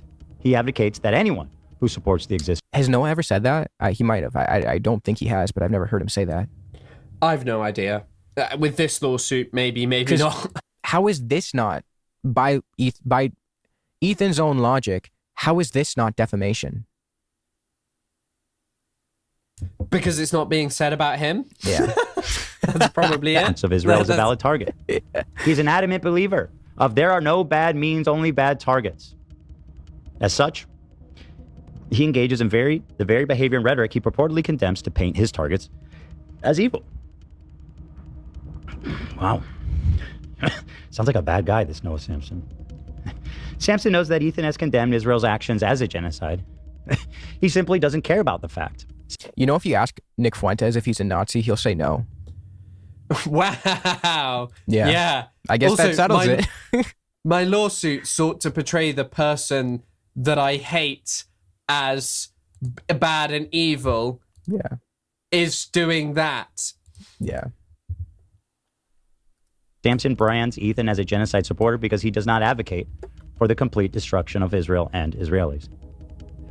And again, this is a really important point to clarify and to memorialize here in this legal filing, because at the end of the day, I think the majority of people pushing this Ethan's a genocide supporter narrative is because I don't completely advocate for Israel's total destruction. Right? Israel's an apartheid state. Why would you not want to advocate for the complete destruction of apartheid? Because otherwise Palestinians are going to do mean things to Jewish people. So I just had, like later on when he's like, I hate it when these people make me defend Israel. And it's like, you don't have to do that. You could say, you don't have to do that. There is no argument or justification for doing that. Israel is an unjustifiable entity, and I don't care about this whole thing of Israel trying to get militancy out of Lebanon. So all Israel has ever done is invaded and fucking meddle in the politics of Lebanon. They won't stop. They constantly do it. It's pathetic. It's awful. Yeah. Let's move on to the next timestamp, because it's pretty much, I think we've said everything we need to say about this part. Yeah. Oh, I think there is one other thing, which I think... There's one bit here, like a tiny bit later on, where Ethan talks about liking. Now, Ethan says liking a post, he like mentions his pro-Palestine credentials of like Klein liking one of his old posts condemning a bombing. If you actually go through Klein's likes, some of the stuff she has liked is actually insane. She liked a Hen Mazik post talking about the Gaza Humanitarian Foundation, and I quote, doing its job and doing it well. So why is the UN trying to block the Gaza Humanitarian Foundation instead of helping? Also, the post included points of talking about how the Gaza Humanitarian Foundation is better than the United Nations because UN aid trucks kept getting looted. And if anyone looked into this, the United Nations said multiple times that the looting was occurring in Israeli-controlled areas, that it was being done by a guy called Yasser Abu Shabab, who it was revealed by Avigdor Lieberman, an Israeli right-winger Netanyahu had actually been supporting and backing, and the Israeli government had been providing support and weapons. But these two were liking them, and I mean, he's ISIS. He's ISIS affiliated. Yes, Shabab. Yeah. I think I don't know enough about his history and such, but I've heard people say, oh, he has, Islamic State's affiliations, and I mean, also, I think we mentioned earlier, one other story that Ethan did was he posted the famine in Sudan toll saying, meanwhile in Sudan, to downplay what's happening in Gaza. And he's, by the way, liked Hen Mazik posts and other posts, that are just repugnant. Yeah, Noah Tishby, right? Didn't she like Noah Tishby's post? Yeah. She liked Noah Tishby post saying that people needed to start talking about anti-Zionism being a death cult or something to that effect. Wow. Amazing. All right. Noah Samsen. Could you peel that for me? Thank you so much. Fantastic. Isn't she great post? Samsen published videos on YouTube through his entity.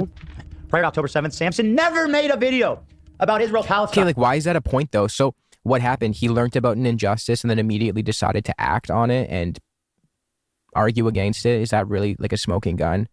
Also, the most significant part of Palestine-related news. I'd never heard the word Zionism until I was 15 or 16. I barely knew anything about Israel and Palestine. I made videos before October the 7th. I don't look down on people who didn't. I don't look down on people who are like started to understand Palestine. I'm glad of it. But that's what he's upset about, by the way, that people actually understand it and have abandoned Zionism, have done away with this two-statey crap where saying, I condemn Israel and Hamas is enough anymore. Also, apply that logic to any other situation. What if somebody just learned about Sudan because of what happened not too long ago, the massacre in Al Fasher?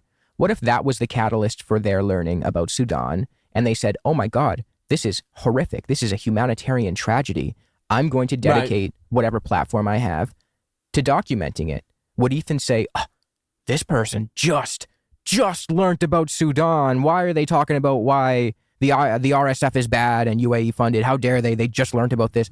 Who gives a fuck? He learned about it, and now he thinks it's horrible, and he's doing what he can to enact change. Is that really that bad? No, I mean, yeah, of course it's not, but it's just the only thing that this guy thinks he has going for him, of just being like, ugh, I actually talked about Palestine for ages. Yeah, you were talking about with your fucking wife about how she did a raid on a terrorist city of Ramallah, mate. That's what you were talking about pre-October the 7th. Yeah, like I learned when my girlfriend's mother taught me about what happened to Salvador Allende in Chile, I immediately was like, holy fuck, this is an insane injustice. And I learned about the American meddling in Latin America after, and I made videos about it. Is that like something served as a catalyst, radicalized somebody, and then they dedicated their time and platform to speaking out against the injustice? Is that fucking a crime? Sorry, also, I'm just interested in this. In the citations, there's a video there from someone called Alex the Fiction who has 6,000 subscribers doing a H3 fan fundraiser for Palestine? Incredible source. Incredible source. Is that fucking interesting or what? Prior to October 7th, Noah Samsen never made a video about Israel-Palestine conflict. You know who had talked about it several times? Me. What a rat. Rather, he made videos talking about online drama, along with attacking conservatives and anti-woke content. After October 7th, Samsen suddenly became a self-styled expert. Okay, this applies to Ethan as well. He made his whole career just fucking drama bullshit. And then after October 7th, he did the same thing, but he took the wrong side. Yeah, right. Yeah, categorically, he did the exact same thing. Mm-hmm. No doubt. And the Israel-Palestine conflict. Throughout his online career, Samsen has a notorious reputation for sloppy research, misrepresenting his sources, and making false statements. There's a fake false quote from Nasrallah in Ethan Klein's Content Nuke.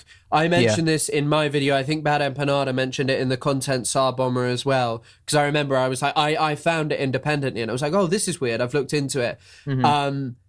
And I looked into it and kind of saw this thing of like, this is just fake. He just posted a fake. And also, by the way, once again, most of Ethan's resources, and especially compared to like someone like ourselves, is Ethan just sources Wikipedia. Even in this, which if we have time, we'll talk about in a little bit. There's some we will have to mention at least one aspect. There's some very sloppy research in this because it's done via Wikipedia. And both of us are wondering whether there's been some AI involved in the research, because categorically Ethan has not read any of the books that are in here. We know he hasn't, because if he had, he'd have a decent opinion about Palestine. Yeah, one thing that I want to say right here, because it just entirely refutes what he's saying, or at least spins it on him. He says right here that Noah misrepresents his sources. Okay, everybody remembers, if you don't, go watch the debate he did with Hassan, he invoked Avi Shlaim's 3 worlds. And the reason he invoked Avi Shlaim's 3 worlds was to argue that Avi Shlaim agrees with Ethan that the double Nakba, that the expulsion, the mass uniform exodus of Jews from the MENA region happened, that was a real thing. That's what Ethan said, and that's what Ethan said that Avi Shlaim corroborated. Now, I'm very familiar with that book, because I like it. It's a very good book. I like Avi Shlaim. First chapter of the book, it says, I think it's 17 pages in, it says, the double Exodus narrative is not history, it is the propaganda of the victors. The main difference is that the Palestinian refugees, for the most part, were ethnically cleansed by the Israeli armed forces, whereas the Arab Jews, with a few exceptions, were given by the Arab governments the option of leaving or staying. That is, I believe, 17 pages into the book that he used to corroborate his claim that there was a double Nakba. Right, and a document collected that literally, the one that I was mentioning, which, by the way, on the free tier on the Patreon, we post all our sources, but if you want to see my notes on said article, you can see what it was. But in that document, they literally talk about how they literally mention in the document how the Israeli Defense Ministry notes the major reasons for exodus of Palestinians, and the main one is armed intervention by Israelis. They also talk about things like whispering operations, which are psychological operations of like constantly shelling a village. They mention other reasons, but yeah, it's they note that the main reason, they literally say this themselves, and they describe dissident actions as well as incredibly important, which basically means Jewish militias not affiliated with the Haganah, like the Irgun Stern gang and these other ones who carried out heinous massacres. But I think that, like, just something I wanted to read as well from Gershon Shafir and Yoav Peled's book, Being Israeli, from a high-ranking Israeli official, an Israeli politician, said that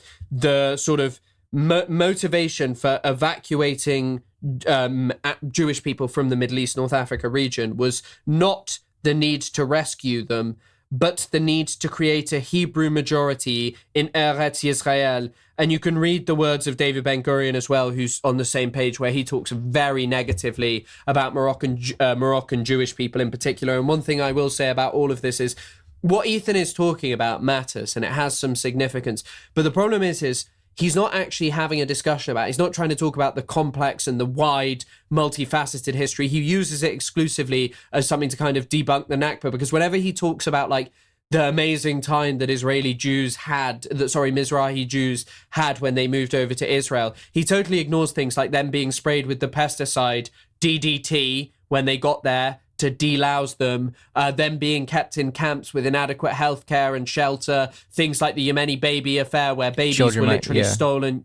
Yeah, the Yemenite children affair where babies were stolen. You also have like the fact that they're generally much poorer, that they were put into things called development towns, that the Israelis basically viewed them as a stock of people to bring over to fulfill the Zionist project's goal of establishing a Hebrew majority, without wanting them there, really. But this guy doesn't talk about that. This guy doesn't talk about that because he's not having a discussion. And I think sometimes maybe that can get lost in when people are like, oh, this is just, to deny what happened. No, this is a real thing that did happen. But the way that this guy talks about it is not serious. It's not with significance. It's not well-researched stuff. This, by the way, Ethan does actually call himself like an expert regularly on Israel-Palestine. It's like, no one can debate me. I defeated Samsen Hassan. This guy has Ethan, not even the base level understanding. Both of us will debate you anytime. Your 100%. Show, our show, doesn't matter. 100. I don't know how you do that with like a hand symbol. 100. 100 or something. It's we'll definitely talk more about the double Nakba stuff later, because I wrote some notes out for the specifics, because I had to study it for my big debunking Zionism video, which you guys can go watch if you want a thorough half an hour debunking the double Nakba narrative. But the thing I was going to say was Ethan brings up the double Nakba as a way to deflect from the amount of Palestinians who were affected by the Nakba. He goes, there were more Jews affected by the Nakba than the Palestinians. And then he points to the Jews of the MENA region. The Jews of the MENA region migrated to Israel over the span of decades. The ethnic cleansing right. happened at the barrel of a gun. Get out of your house. Leave. And we're going to kill you.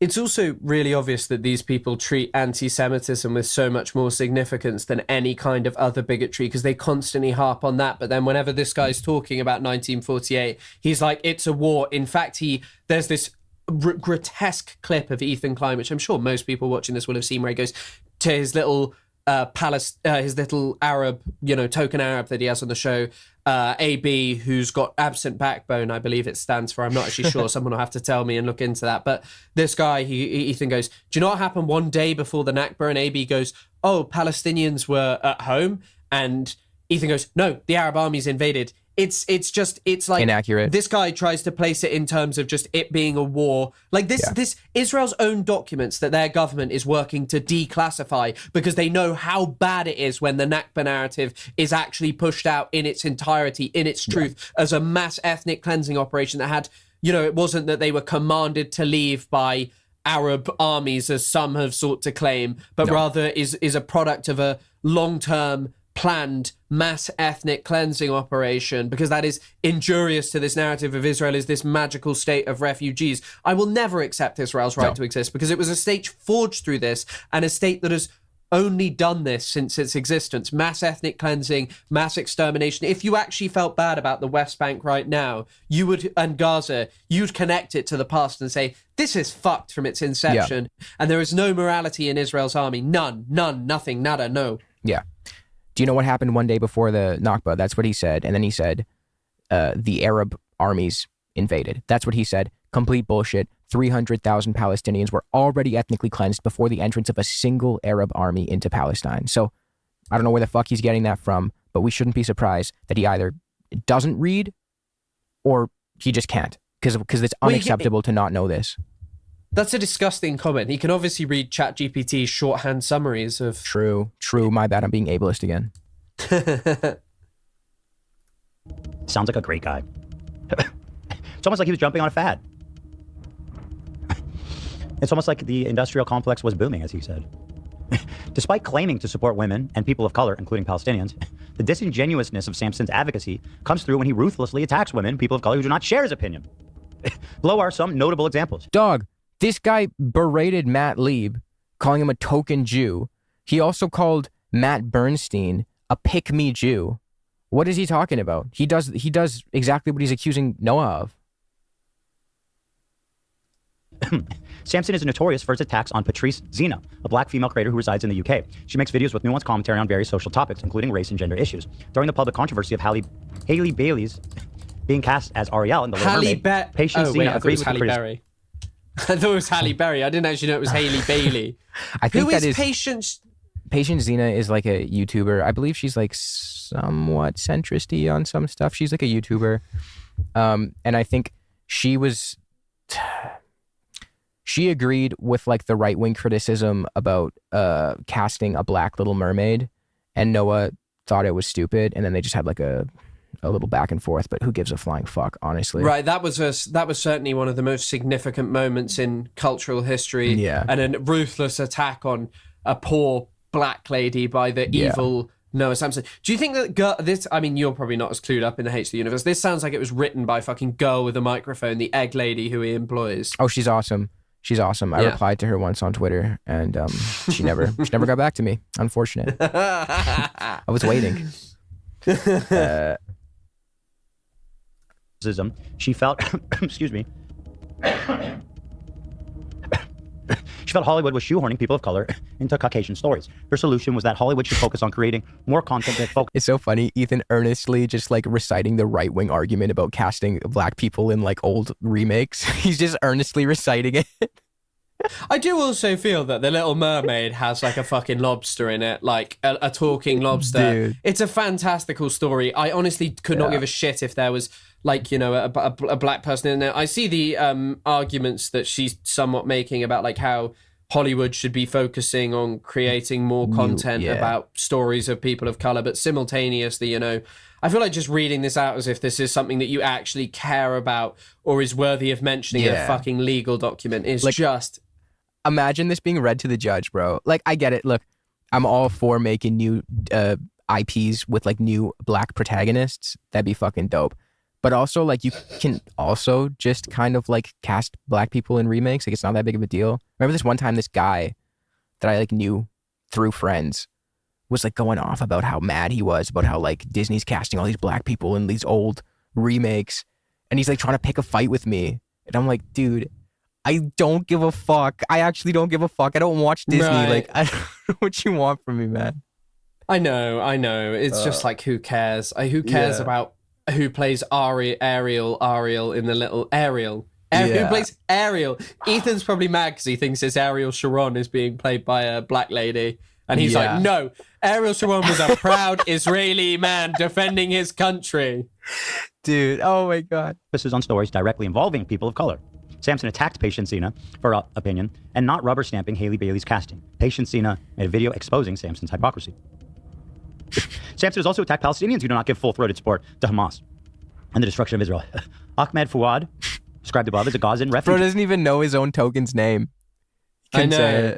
It's embarrassing. By the way, also a Gazan refugee. The guy lived in Gaza for 5 years and also advocates for Gaza's destruction. Yeah. So he's like a sort of self-imposing refugee where he's like, please blow up Gaza and kill everyone there. He's someone who is like Ahmed Fouad Al-Khatib, we already kind of went over him, but he's the guy who works for the Atlantic Council, which literally includes someone affiliated with the Gaza Humanitarian Foundation.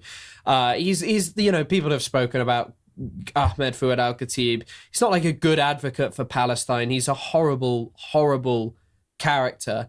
And by the way, it's not like horrible to attack and call someone a genocide collaborator. Like I'm a man from the UK, and I can call out Mahmoud Abbas, who's the president of the Palestinian Authority, because he is a collaborator with the genocidal settler colonial regime. He's a normalizer. He's a subcontractor of Israeli apartheid. He's, technically an oppressed Palestinian suffering through so much. Yeah. He's also enriched himself greatly. He refuses to relinquish power. I can criticize him. His identity doesn't protect him from criticism just because he's a Palestinian. Most Palestinians think he's a dickhead in the same way that they think Ahmed Fouad Al-Khatib is a genocide collaborating dickhead as well, quite possibly. Yeah. But I don't know. I don't speak for all Palestinians, but I think certainly a lot of them would be ashamed of what he gets up to. Yeah, it's just a very liberal thing of Ethan to do, to ascribe so much value to someone's immutable characteristics as though that kind of gives them a shield to say whatever they want. It's just pure tokenization. Right. Pure tokenization. Sure, Ahmed Fouad Al-Khatib is entitled to his opinion. It is not reflective of the majority of Palestinians. Do you think the majority of Palestinians want to collaborate with the occupier?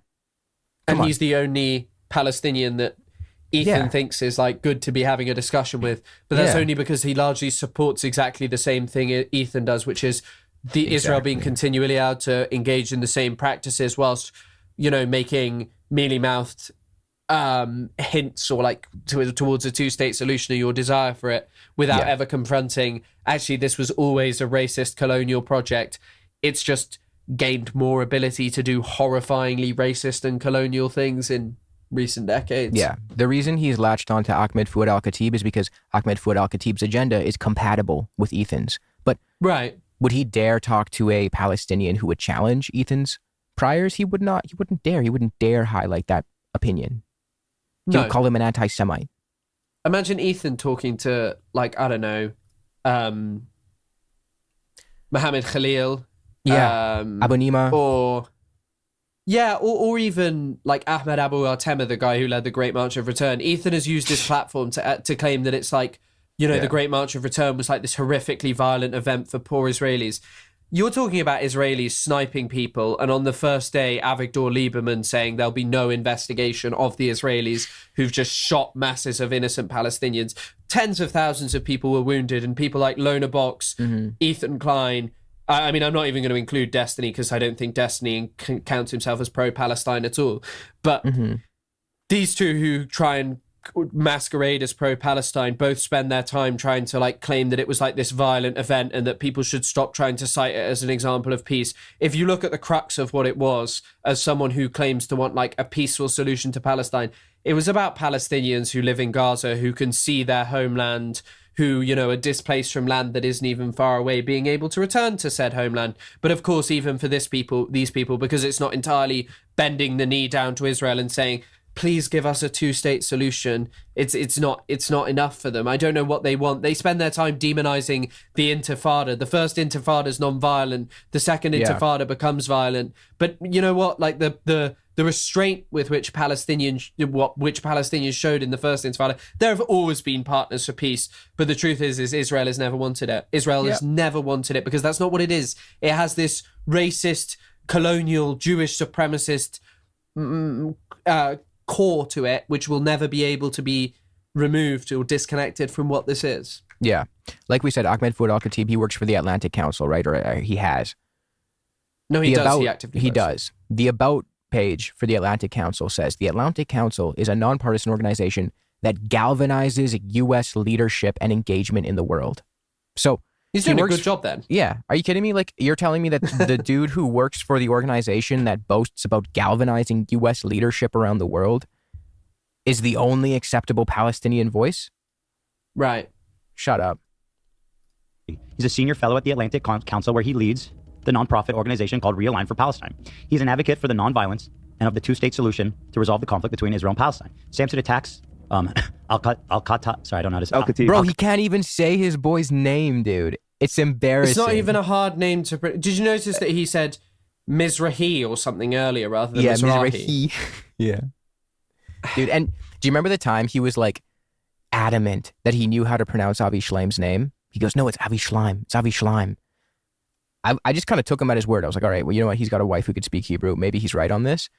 Avi Schleim did an interview. I saw a clip of it on Instagram like 2 days ago. He sits down. He goes, hi, I'm Avi Schleim. My name is Avi Schleim. And I was like, oh, so Ethan was just confidently wrong about that again? Yeah, I've called him Avi Schleim quite a lot, but is it Avi Yeah, Schleim? but you weren't out on a limb confidently saying that it's Avi Schleim and I know it because my wife speaks Hebrew. Steve, thank you. By calling him a pro-Israel genocide collaborator that lies for money to help Israel genocide his people. What a horrible fucking thing to say about a Gazan refugee. Like, how dare you? How dare you speak like that? You're white dude from San Diego who never even fucking spoke about the conflict until it was... Dad, you're a white Jewish dude from Bel Air who lives in a mansion. Who the fuck are you? You just took the wrong side. Who gets Israeli citizenship? Yeah. Incredibly privileged. Advantageous to you on after October 7th. Let me chew my cracker in smugness. Let's go. Come on. Get in. Let's go. No. I'm chewing my lami. Is that what you call it, Jack? Fuck yeah, dude. All right. Let's go. Come on. All right, dude. We're not watching this. Does anybody even find him funny? Background on the thumbnail. I don't even know. Was the thumbnail for the defamatory video initially depicts 4 online content creators: Ethan, Mudahar, Turkey Tom, and Destiny. The background on the thumbnail was the devastated landscape of Gaza Strip with a photoshopped Israeli flag. The thumbnail depicted Ethan performing a Nazi salute to the Israeli flag. So if anyone hasn't seen this, the photo of Ethan performing a Nazi salute, how this has got through, how Ethan has allowed this to be part of the lawsuit. Ethan, it's a photo of Ethan pointing at something, doing this from his own content nuke video. Yeah. And he's like, they've depicted me doing a Nazi salute again. By the way, there's tons of photos of him actually doing a Nazi salute. So you can probably get that. You know, he says it's comedic. And, you know, once upon a time, I found like the outrageous sort of shock jock humor like that funny. Now, it's just like, okay, haha, you know, you say the thing you're not meant to say, I think is the way Bad Empanada put it a while ago. And I think it's kind of just it. And it's not funny, but it's not him doing a Nazi salute. How that is in the document when it's a picture of Ethan's own thumbnail on his content nuke. I'll put for those who are actually watching the podcast and not just listening to the audio, I'll put a picture of Noah's thumbnail, and then I'll put a picture of Ethan's content nuke. Noah took the image of Ethan from Ethan's own content nuke thumbnail. And the reason I knew this before I even this blew up on Twitter is because in my next video, I also took that image of Ethan soy jack pointing because there's a clip of him saying some stupid shit about Che Guevara, and I'm like debunking a specific Che Guevara quote in the next video. So I stripped that image of his pointing at Che Guevara, like soy jacking. And now that I know, I too technically have defamed him. I made him Nazi salute with Che Guevara in the background. Sometimes after its release, the content creator Lonerbox, described above, criticized Samsen's poor research and misrepresentation in the defamatory. And you know what this guy did? This arbiter of truth, this champion of the Palestinian people. After criticized, out of retaliation, Samsen changed the thumbnail of the defamatory video to include an image of Lonerbox. How fucking... I mean, Noah could also hold the acceptable opinion that Lonerbox also holds water for the genocidal state. Like, that's not that hard to believe. Like, he could just hold that opinion. By the way, Lonerbox's criticisms, if I remember correctly, were things like, he was like, do you not understand that the IDF have to blow everything up in Gaza because every home is booby-trapped? And it's just like, oh, mate, come on.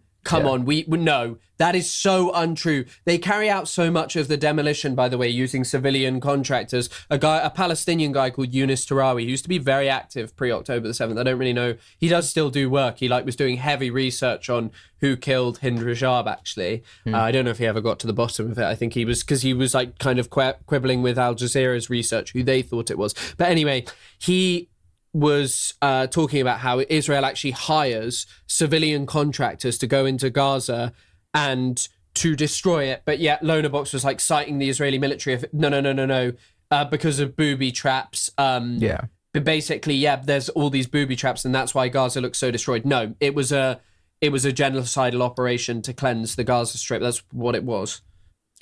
Lonerbox didn't know that Yitzhak Rabin had a prime ministership in the 70s. Okay, like this is not a guy I know. he's not some fucking scholar on the topic.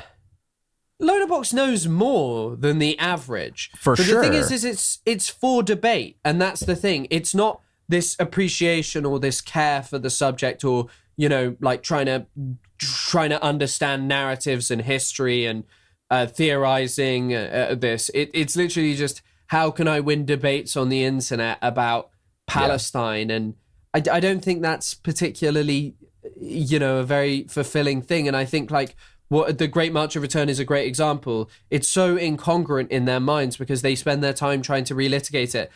The consequences for Gaza, there's a great article by Craig Jones about the Great March of Return and its medical consequences. It's disgusting. It's despicable, Mm-hmm. These people are pro-Palestine, according to the gentleman who we're listening to. Exactly. The Houthis.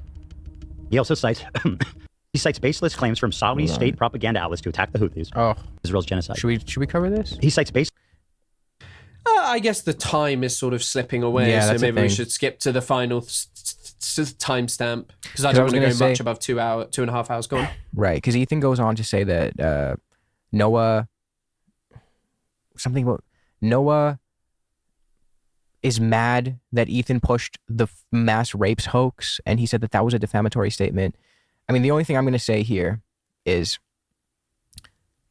Israel is the one blocking the international independent investigation. Right. Israel is blocking it. In the UN report that Ethan cites, claiming that this report substantiates the idea that there was mass rapes, it literally says the scale, the prevalence, the scope in which there was sexual violence is unclear, and we request with Israel that there's an independent investigation, but Israel had turned it down. That's what the report says. Right. Israel continually denies an independent investigation, which never figures into what Ethan is saying or makes him question. Because, by the way, the notion that like sexual violence may have occurred, okay, fine, sexual violence may have occurred. Let them investigate it. But I think what has categorically remains wholly unproven and will always remain wholly unproven, because I don't think it was ever true, is the notion that mass rapes occurs. There's not evidence for that. There's not evidence for that. There's not that it was used as a weapon of war. By the way, there's also a mistake in this lawsuit. So he says at one point that Hezbollah assassinated Rafiq Hariri. Now, Rafiq Hariri was assassinated, and people think that it was by Salim Ayash. However, the thing is that the special tribunal, I believe, found that the Hezbollah leadership didn't actually find that it found that the Hezbollah leadership did not order it. Hezbollah leadership. This is from Al Monitor. Hezbollah leadership. From Al Monitor, UN-backed tribunal, no evidence of Hezbollah leadership involved in assassination of Rafiq Hariri. Yeah. Which is just what they said, so... I mean, even Hamas has put forth a statement saying that they told their fighters to refrain from war crimes, and if militiamen committed any, they were acting independent of their orders, and Hamas then invited an independent investigation, and Israel turned it down. According to the very same UN report that Ethan is claiming that backs up his position. In that report, it says the Israeli government, quote, did not grant access to the relevant United Nations bodies to carry out a fully fledged and independent investigation. Also, sorry, just quickly to go back to the token thing. That lady who Ethan Klein mentioned, sorry, this is a bit of a jump back, the Little Mermaid lady. Sorry, I just had her profile up. She has a video here called Brits Are Fighting Back, which is this Operation Raise the Colours thing, which is where people put up English flags all over Britain. It was not Britain fighting back. It was a very racist thing. And by the way, the people doing this, there are interactions of them with people who are like, I don't want a flag outside my house. And they're like, you can't do it. We're not going to do anything about it. And she's posting videos called The Lies Being Told About the Unite the Kingdom protest, which is a Tommy Robinson protest. I am sorry, but like, does that mean Ethan Klein would be anti-black for talking about, I don't know, Candace Owens? It's actually just wild. Sorry, this whole lawsuit is wild. And this point, we mentioned earlier that this thing about Hezbollah being that there are fake Nasrallah quotes in there. I think when, by the way, he calls Iran the problem and the responsible, they're the big evil in the Middle East, he effectively said, and they're responsible for everything, and that if you hate Israel, you must hate Iran more and blame them for everything. I think that's misrepresenting, and you're spreading misinformation, because you know what, like, you don't have to hold that opinion. But anyway. Yeah. You want to just get to the part where Ethan claims that he doesn't spread Nakba denialism? Yeah, right. That's at 1:30, isn't it? 1 hour 30, around then. Yeah, but at 1:01:38, Ethan claims that he doesn't spread Nakba denialism. I'm not even going to find the timestamp. Go find it yourself, guys who are listening. But take our word for it. At 1:01:38, Ethan claims he doesn't spread Nakba denialism. And then he, we've already mentioned he uses Avi Shleim's book to back up his statement. He's wrong. The book does not agree with him. The book contradicts him. Ethan looks past the fact that 300,000 Palestinians were ethnically cleansed before any Arab armies entered Palestine. Massacres such as the one in Deir Yassin occurred in April of that year. The Arab armies entered Palestine May 15th, 1948.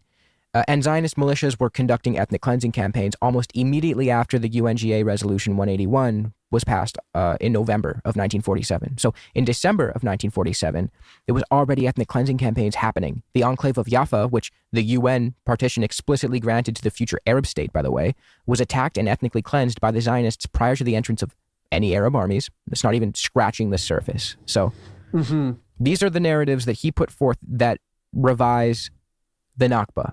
The idea that the Arab armies only entered and then the Nakba happened after. That's not true. That did not happen. Right.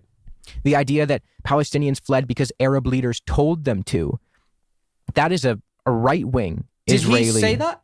Yes, I'll put a clip of it. It's not... I know where it is.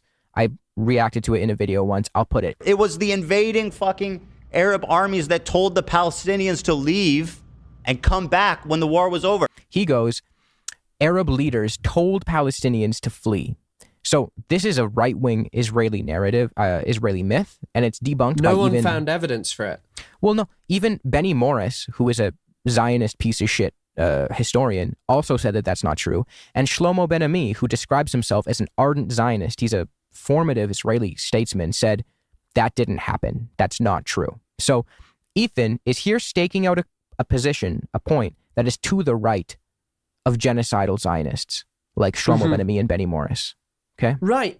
Do you know why they have that opinion as well? Is because they looked at the Israeli archives, which include the document I mentioned, by the way, which says, without a doubt, hostilities were the main factor in population movement. Literally, Israel's own defense ministry in their document ranked direct Jewish hostilities, direct Jewish hostile actions against Arab communities, impact of our hostile actions against communities neighboring where migrants lived, actions taken by the dissidents, and then they put up 4 orders and directives issued by Arab institutions and gangs. Now, actually looking into this, it's quite interesting, because what it actually says is that apparently only 5% of villages were evacuated for that reason. And when those directives were issued, they were issued for a multitude of different reasons. So apparently there are some, where I've read elsewhere, where it's like they issue a directive like that, like a militant organization in Palestine, or someone may have issued that directive because they're saying, hey, we need this as a defensible position, get out. Or they'd tell people to leave because it was gone and the Israelis were going to come and they were probably going to massacre civilians and it could not be protected, or if it was just basically lost. That it's just like this thing of like the main reason that the Nakba happened categorically was Zionists going and expelling people, and to say otherwise in the big year of 2025. There's an article, if you want to read like new historian summaries, called The Debate About 1948 by Avi Shleim. And in it, he talks about how no one ever found like a large proof for this. And it wouldn't surprise me, by the way, if the Israelis back then were overstating this, because I would argue probably what is perhaps slightly more accurate is, or in fact, I think it's an undercount. I think that the vast majority of it was caused by, either psychological terror. They mention like the Deir Yassin. They mention they call them Jewish whisper operations, which kind of sounds like some anti-Semitic thing, but It's obviously not. It's just like they're basically saying psychological warfare. But yeah, I mean, just the way that this man has handled the Nakba, the way in which he's sought to minimize it, to compare it. Because, by the way, have conversations about Mizrahi Jews. But it's funny that, you know, it never figures into his conversations about the massively horrifying treatment that they received in Israel, the fact that they were seen as not part of the colonial project, you know, that they were kind of brought over because they were part of the colonial project, but they were not the correct stock of the colonial project, one might say. Like David Ben, by the way, just read a statement from Israel's first prime minister, or even the humanist, spiritualist, Zionist, Asher Ginsburg, Ahad Ham. Ahad Ham was like a leftist. He was opposed to Jabotinsky and stuff. He was like talking about how Yemeni Jewish people, because there was a small amount of Yemeni Jews who moved over very early on into the Zionist projects, I think the 1910s or so. When they came over, he's like, they are bad because they are too Yemenite, basically. They have too much Yemenite culture. And Israel, you know, Israel went on this long process of, you know, these people who apparently have this massive regard for Arab Jewish people always seem to forget to mention or ever bother to discuss, hey, Israel's had this complex relationship with them. And, you know, actually, I read recently, Israel refused to recognize Jewish victims of the Farhud pogrom as victims of the Nazis, so because otherwise they'd have been entitled to receive some government money. It's really interesting, actually, because of course, like, you know, it's actually this thing, like, people like Ethan Klein, people who talk like this, they really want to inflate Arab anti-Semitism because they're racist against Arabs, and they actually want to minimize it because, by the way, daring to compare what happened in Middle Eastern countries to what happened in Europe over decades, centuries, even one might say millennia, is and the culmination that comes to is insane. I will remind you, 6 million Jewish people were not exterminated by Palestinians, were not exterminated by Iranians, whoever. They were exterminated by Europeans who preached the same kind of disgusting racial supremacy as the Zionists. Yeah. Just to back up my statement, because that's what we do here on the show, in contrast to what Ethan Klein does. So Ethan Klein said that Arab leaders told Palestinians to flee. Shlomo Ben-Ami, who is not an anti-Zionist, he's an ardent Zionist, according to him. He worked for the Israeli government. He wrote in his book, Scars of War, Wounds of Peace, "It is not at all clear, as maintained by conventional Israeli myth, that the Palestinian exodus was encouraged by the Arab states and by local leaders. Benny Morris found no evidence to show that either the leaders of the Arab states or the Mufti ordered or directly encouraged the mass exodus. Indeed, Morris found evidence to the effect that the local Arab leadership and militia commanders discouraged flight, and Arab radio stations issued calls to the Palestinians to stay put and even to return to their homes if they had already left." So, and obviously Israel engaged in mining rubble of Palestinian homes. They killed Palestinians who were just trying to return to their homes. You know, like, I'm sorry, just, I don't know. It's because ultimately the Nakba is just injurious to this notion that we should all think Israel has some magical right to exist, because let's be real here. If you accept the Nakba for fully what it is, you see that Israel has no legitimacy, no right to exist, and that what's happening now is not some aberration of some right-wing government. It's what Israel is and does, and that's why I will always see Ethan Klein as a Zionist until he becomes an anti-Zionist and renounces not only the things he's done, but the state of Israel. But unfortunately, it would seem that would probably require renouncing Hila, because Hila, I think, is more of a Zionist than he is, by the way. I think Hila is just like an ardent, like just straight up Zionist, you know, once again, and that's backed up by her calling Yoav Gallant a really great guy, and Ethan saying, well, she's not into politics. I don't know if you remember this. Yeah. So Ethan Klein's wife, Hila Klein, actually knew about like Yoav Gallant and why he'd fallen out with Netanyahu, about the ultra-Orthodox, which to me, over the Gaza genocide, actually describes perhaps a knowledge of politics in Israel that maybe a lot of people commenting on Palestine may not be interested in or may not know. But no, apparently because realistically that's their problem. They're upset about how ultra-Orthodox aren't being drafted and aren't serving in the IOF. Yeah, amazing.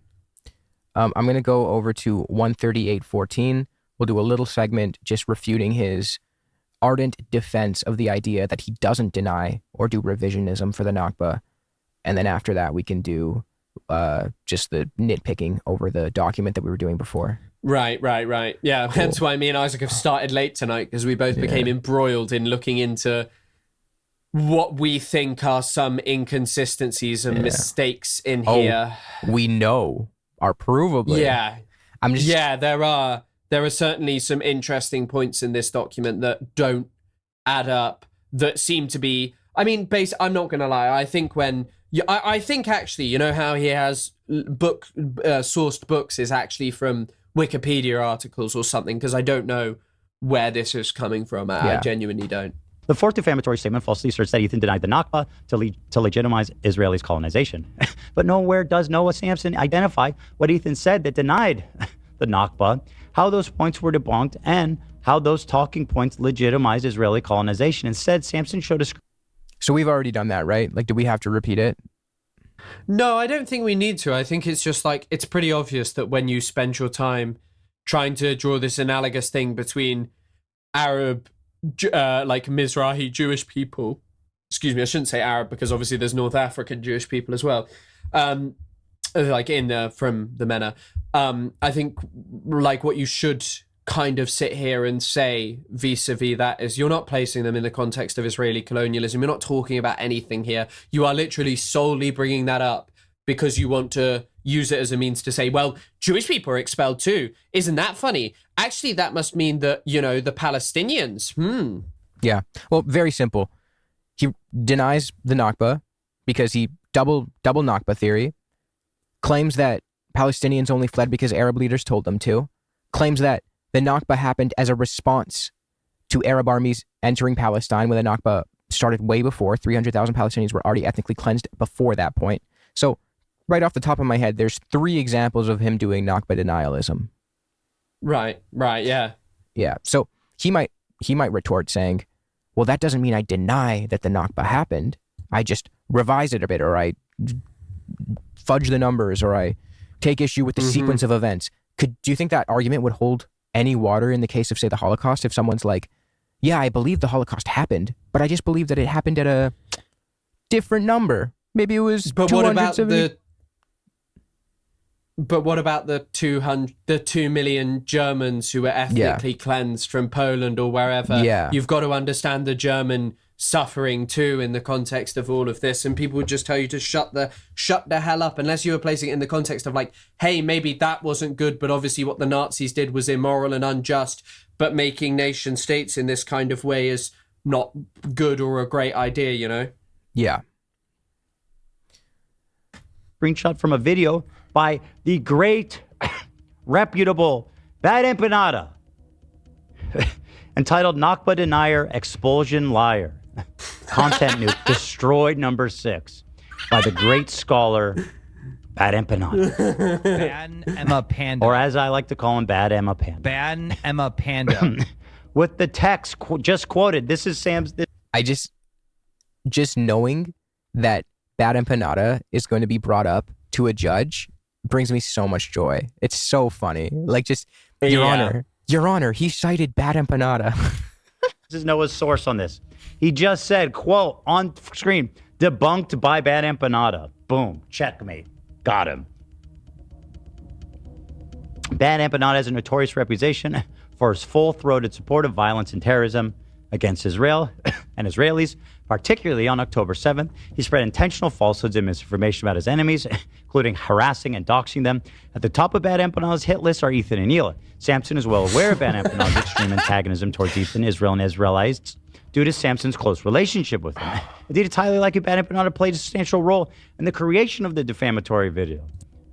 Like Bad Empanada's other videos, Bad Empanada videos cited by Samsen is replete with misinformation. In the Bad Empanada video, Bad Empanada asserts that Ethan Klein attempts to justify the Israeli settler colonial state by glossing over the Nakba. On balance, I think I would say that probably the average Ethan Klein stream talking about Palestine, talking about politics, is filled with a lot more misinformation than a Bad Empanada one, because whatever Bad Empanada may be and however he may conduct himself on the internet, I will say generally he does have an understanding of how to do scholarly work and research a bit better than this man who has an English degree and is really, really incapable of even checking whether Nasrallah quotes that he puts in his video are real or not. Yeah. I mean, say what you want about Bad Empanada, you cannot take away the fact that his rigor when it comes to citations and accuracy in his video essays is very, very... It's to a very high standard. He does an incredible job at that. Right, right. Banana video not only is false, but Banana also fails to show any clip of Ethan doing so. Rather, Banana shows Ethan discussing, one, that Jews would not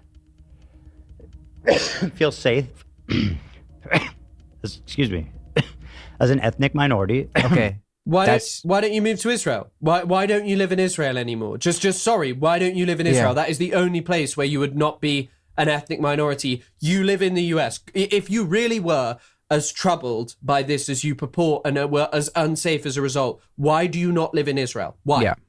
Jews exist as You protected... moved away from there. Yes. Jews exist as protected ethnic minorities all over the world, including in Germany, the state responsible for the Holocaust. The only reason Ethan thinks Jews wouldn't be safe as a protected minority in Palestine is because he's a fucking racist. I mean, how many Jews living in Russia? How many Jews live in Russia right now? There's like 82,000 Jewish people living in... it's between 82,000 and 165,000. Russia's had a bit of a history of doing not very nice things to Jewish people as well. Yeah. Jewish people exist there. No doubt people experience bigotry and maybe even some discrimination. I don't know. I'm not enough of an expert on the experience of Russian Jewish people living there or existing in Russia. But simultaneously, what I'll say is that like they do live and exist there. They are probably relatively safe in comparison, probably safer than being Israelis. I haven't seen 1,000 Russian Jews get killed in recent years. Well, because they're not Israelis. Do they have bunkers for Russian Jews? Do they have like an Iron Dome? Because does their existence in Russia necessitate an Iron Dome, in their opinion? I don't even know whether Russia has bomb shelters or major bomb shelters for when Ukraine... But I guess Ukraine can't carry out but the kind of bombings that... Even then, yeah. I don't know. Yeah. I don't know. But yeah, it's not at least... Yeah, and not at least because they're not doing a supremacist project there. Yeah. Their problems would derive from the actions of the state of Russia, not being done specifically in the name of Jewish people. I will say, even if there was merit to the idea that Jews don't feel safe as an ethnic minority in Palestine, that does not give them the right to do settler colonialism. Sorry, it just doesn't. You don't feel safe, so you get to do genocide and settler colonialism. That's not right. It's not fair. Your safety comes at the direct expense of the lives of Palestinians. Who the fuck gave you the ability to make that deal? Israel's comprised of refugees from Europe and Arab countries, and following the 1948 war, there were more Jews displaced than Palestinians during the Nakba. He doubles down on it, bro. He doubles down on it's the really double funny. Nakba. He can't really see like how he's doing it, but then he does it there. Yeah, that there were more Jews displaced than Palestinians during the Nakba. Just fantastical. Just genuinely fantastical. And also, like the one other key point is Zionism alone caused the mass expulsion of Palestinians. Yes. Zionism alone, whereas there are a multitude of differing factors across the Arab countries, Zionism being one of them, but also things like rising nationalism, the association of Jewish people with colonial regimes, or the state of Israel, whether that was true or not in either case. Yeah, there was no uniform mass Jewish expulsion from the MENA region. Migration patterns were shaped by country-specific histories and circumstances, with both push and pull factors at play. The Israeli government often pressured Jews to leave through secret deals with local leaders, which we'll get to, and even occasional terrorist bombing campaigns. Some Jews faced hardship, while others were unaffected, and that is noted in Tom Segev's The First Israelis. And four, that there are hardly any Jews left in Arab countries. None of these statements deny the Nakba or downplay it. Rather, it's a fact that approximately 900,000 Jews migrated, fled, or expelled from Muslim-majority countries. You notice how he doesn't give you a time frame for that? It's because it happened over the course of decades. That cannot be compared to the instant, at the barrel of a gun, expulsion of Palestinians from their homes. Throughout Africa and Asia, primarily as a consequence of the establishment of the State of Israel. And the Nakba turned 700,000 Palestinians into refugees, which was mainly caused by Israeli arms. Even worse, the Bad Empanada video advances an ahistorical narrative about the exodus of Jews from Morocco, Algerian. No, it doesn't. Right, yeah, I guess this kind of actually leads us into the few points that we wanted to quibble with. Do you want to share the screen of what we were talking about? Before I do that, I just want to say very quick, Bad Empanada is not lying, especially about Morocco, not about any of them. In Morocco, the Zionists did strike a deal with King Hassan II of Morocco to get him to allow the Jews to leave for Israel. It was called Operation Yakin, and the specifics of it was Israel agreed to pay $500,000 as a down payment for the emigration of the first 50,000 Moroccan Jews. After the 50,000th immigrant, Israel would pay $100 per head, which later increased to $250 per head. Historian Frederick Abbacasis had a paper about this. Yeah, and I mean as well, like Bad Empanada's point much more is every point made by Bad Empanada in that is not ahistorical. You can watch his video. It's fine. It's like a 10-minute exploration of it. It's not like meant to be, a detailed history of, but it kind of, even, let's say, like, even if Ethan is categorically correct, well, it can't be, but the point is that even if Bad Empanada is not right, that in every context, that is the exact reason that it happened. It's still true. It's not ahistorical. They are debatable reasons and justifications for Jewish people's flight, expulsion, moves to Israel or to wherever. Yeah. Do you want me to just play this and read it from here, or do you want me to get the screenshot from the Discord? Maybe get screenshot. Get that damn screenshot up. Sure. Just to give people a little bit of background, because Ethan is claiming that the Algerian Jews left because they were solely persecuted or whatever. Jews were closely tied to the French colonial administration in Algeria. The Cremieux Decree of 1870 literally gave them French citizenship while marginalizing and subjugating the non-Jewish Algerian population. When French rule ended, many Jews moved to France, fearing Arab resentment due to their association with the occupiers. Algerian Arabs offered them the choice to stay, but most opted to leave. As historian Tom Segev notes in his book, The First Israelis, 70% of the Jews in Tunisia and Algeria were in no danger and lived, quote, a relatively normal life, and only 30% had to be saved.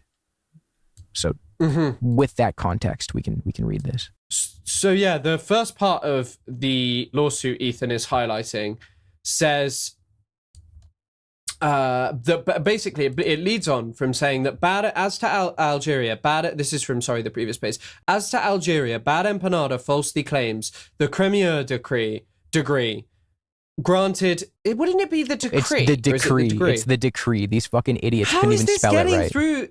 How is this getting through a lawsuit? I don't know. Yeah. As to Algeria, Bad Empanada falsely claims the Cremieux Decree granted Algerian Jews French citizenship, and Algerian Jews oppressed Algerian Christians and Muslims as a result. Once Algeria achieved independence, it gave an ultimatum to all French citizens, not just the Jews, to renounce their citizenship and become Algerian Jews, or leave the country. Bad Empanada video at 25:402. The statements are false and highly misleading. So this is on page 19 of the document. But it then goes on to say, Algeria never offered Jews citizenship after independence. The Algerian National Code of 1963 only afforded citizenship to inhabitants who had at least two Algerian-born ascendants on their father's side that were Muslim. Rather, after independence, Algerian Jews were harassed and deprived of their economic rights. Now, this comes from just Wikipedia, because of course it does, and the Jewish Virtual Library. Now, I couldn't actually find on the Jewish Virtual Library his claim, but it's not clear what he's citing here, because this is obviously quite a large citation and should require multiple citations. By the way, as well, Wikipedia in an undergraduate essay is not considered a good enough source. I would be surprised if it's seen as like a good enough source when it comes to this. But what's particularly interesting is Isaac and I became a little bit confused here, because neither of us are Algeria experts, but categorically they did offer citizenship to Algerian Jews and French, the Pied Noir. Yes. So since Chris and I like to cite actual historians and not just whatever the fuck these people are citing, the Cremieux Decree, this is according to Alistair Horn. He's the author of A Savage War for Peace, is often known as like the definitive account of the Algerian Independence War. He writes, in 1870, the Cremieux Decrees had made the exception of conferring automatic French citizenship upon the whole Jewish community of Algeria. Here, for Muslims, was a constantly open wound. Why should the Jewish minority be open to political privileges denied to the indigenous majority? Alistair Horn, A Savage War for Peace. So, just to really quick, because in this lawsuit, in this complaint, they openly make the claim that the Crémieux Decree did not offer French citizenship to Jews when they did. They absolutely did. It's the wrong page, but that's the next page. That's the next page. Yes, so go down. Look, it says right here, the 1870 Crémieux Decree offered all Algerians, irrespective of religion, French citizenship. This is not true. This is not true. Okay? Alistair Horn, A Savage War for Peace. It is not true. And the other thing is I looked into the document that he's talking about. One of the reasons that the Muslims didn't do it there is crazy, because the only way that a Muslim could have become a French citizen was through renouncing Islam. It's the only way they could have done it. That's it. I don't know. It's kind of it's really, really insane. Yeah. Willing to renounce their respective.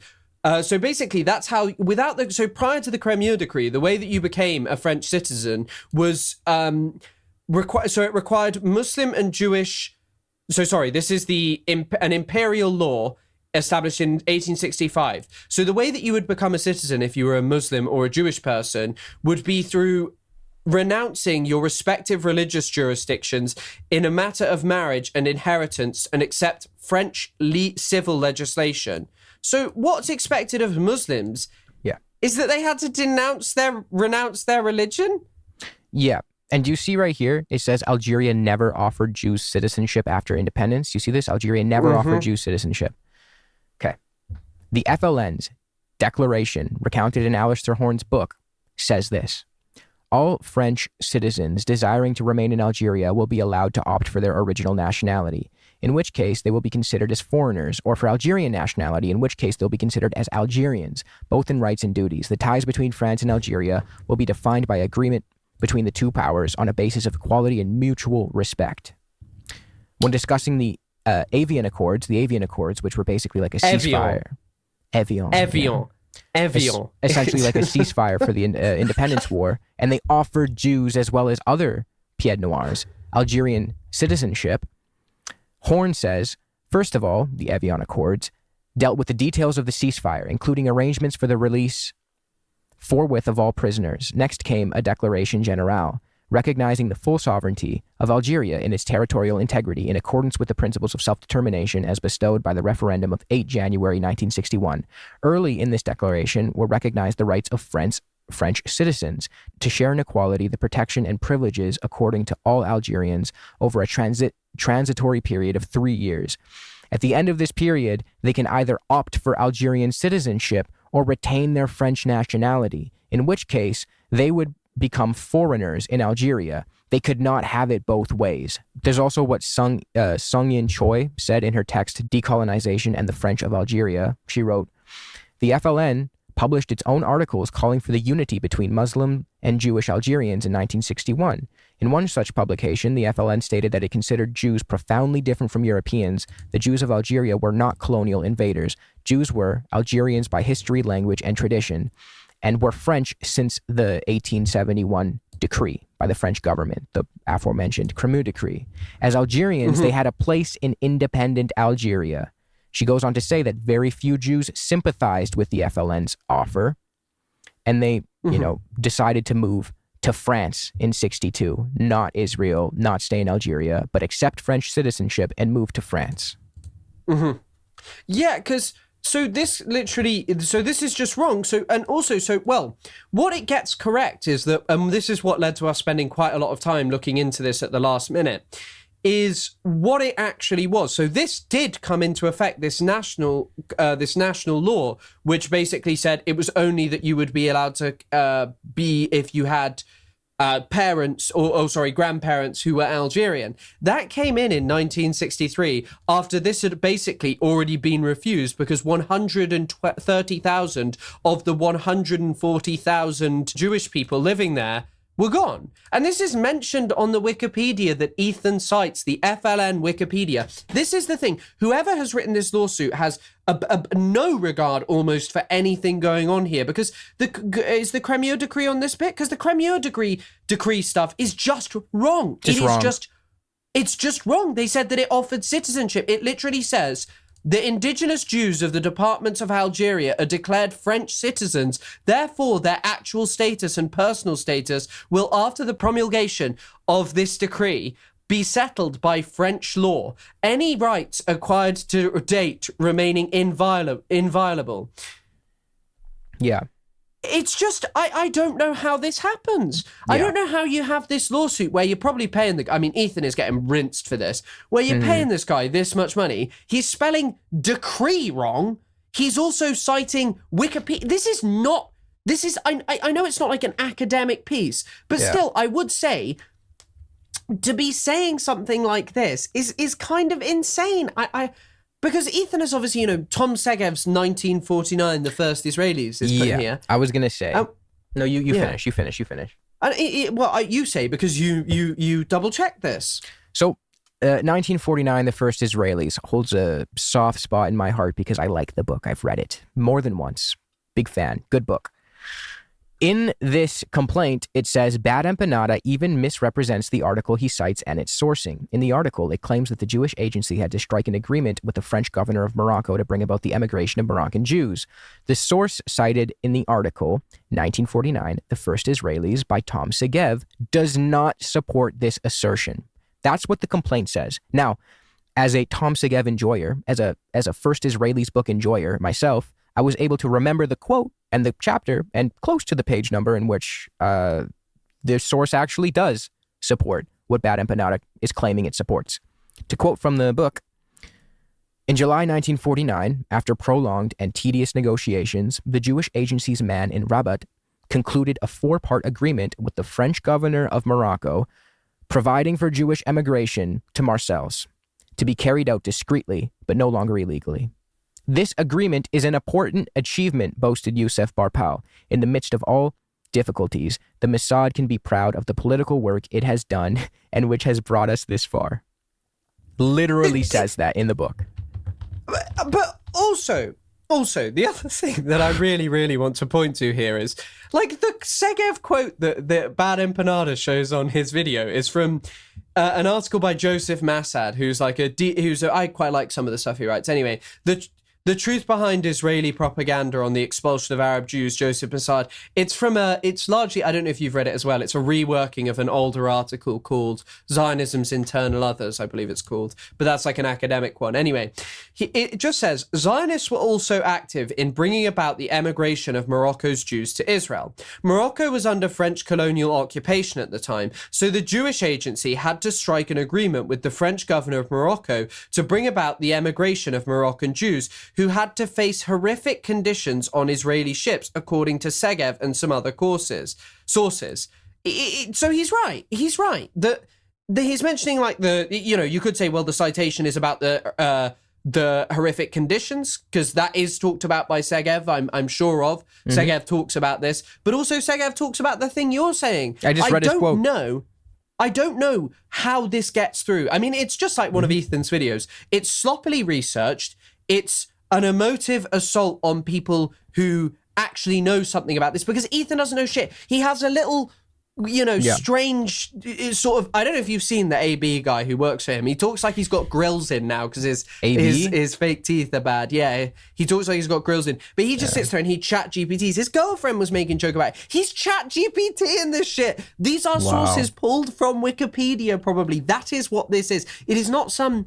It is not someone who has a regard. If anything, this is just more of an indictment that Ethan Klein knows nothing of Palestine. Nothing. It's embarrassing. He knows fucking nothing. He knows nothing, and I cannot believe how this goes. And also, by the way, so the next part that we're looking at, which is 64, says, as to Iraq, Bad Empanada falsely and misleadingly asserts that 1, Iraq desperately tried to keep its Jews and passed laws preventing them from leaving, and 2, the Zionists committed terrorist attacks to poison the relationship between Iraqi Arabs and Jews to motivate Iraqi Jews to leave and pressure the Iraqi government to rescind the emigration ban. Bad Empanada video 403, to 5 minutes. These claims are debunked below. Why are you doing debunking in a lawsuit? Avi Shlaim has written a book. He talks about this. Go and watch his MacDC Street podcast. You don't give a shit about Iraqi Jews. You just give a shit about propagandizing Israel. Yeah, this is also nothing that Baden Panada says here is wrong. Like, this is accurate. This is what this is what historians are saying about it. It's also just a fucking debate about what was the main driving factor in the expulsion of Jewish people. You're not debunking anything. You're offering your own dog shitty opinion on this. I think we're getting a little bit far away from the point that this is a supposed defamation lawsuit. You don't have to prove whether or not this is accurate or not. And everything that they're putting in their complaint is inaccurate, by the way. This is inaccurate. But that's not the point of the fucking lawsuit. The point of the lawsuit is that Noah Samsen supposedly defamed them. They have to prove that. These are just debates over sources and intricacies of the topic. Yeah, I mean, yes, I don't think you're wrong about that. Yeah, and I mean, in that same book, in Tom Segev's own book, there's this very inconvenient passage about Iraqi Jews that I'm sure Ethan would never dare put in any complaint because it runs contrary to his priors. But in Tom Segev's book, he has a little portion about the Jews in Iraq, and he goes, the Mossad's files abound with telegrams reporting the persecution of Jews in Iraq, but almost all of them refer to Jews who had been involved in the activities of the Zionist underground or who were expected of belonging to it. There was little harassment of other Jews. Now, I'm not even saying that there wasn't harassment of Jews in Iraq. There was. It was one of the reasons, but that was started because of Zionism, because of the Jews' colonial relation with the British, which is unfair. The Jewish people didn't ask for that. That's a British L. And also the state of Israel. The starting of the state of Israel and the ethnic cleansing of Palestinians caused animosity. Yeah, 100%. And I mean, I just think, like, all in all, this is just representative of who and what Ethan is. This is not some care or regard for what's happening in the world or Palestine. This is a point-scoring exercise to defend a horrifying genocidal settler colony. Yeah. And with that, we've been going a while. Should we close up, or you got anything else we need to cover? Yeah, we'll end it. I just one more thing on the whole double Nakba thing. It's not right to equate the long-term immigration of Jews from the MENA region with the sudden expulsion of Palestinians and the maintenance of the state that succeeded their expulsion, the apartheid state. In Algeria, Jews were closely tied to the French colonial system. They were given special treatment. And then when Algeria got independence, they offered Jews citizenship. They chose to go to France. Okay. Yemen, Zionists encouraged migration to Israel by stirring messianic fervor while also being implicated in the forced kidnapping of Yemenite children, the Yemenite children affair, if you want to look into that. In Lebanon, Jews lived relatively well. The population actually grew after 1948, which completely refutes the idea of uniform Jewish expulsions.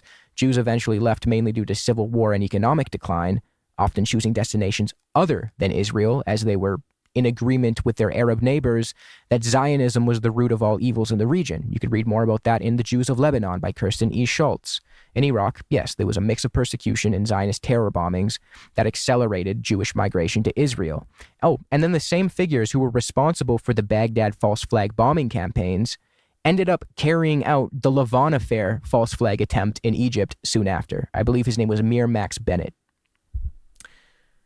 Anyway, that's all I really have to say about that. No, that was a very interesting way to close that section up.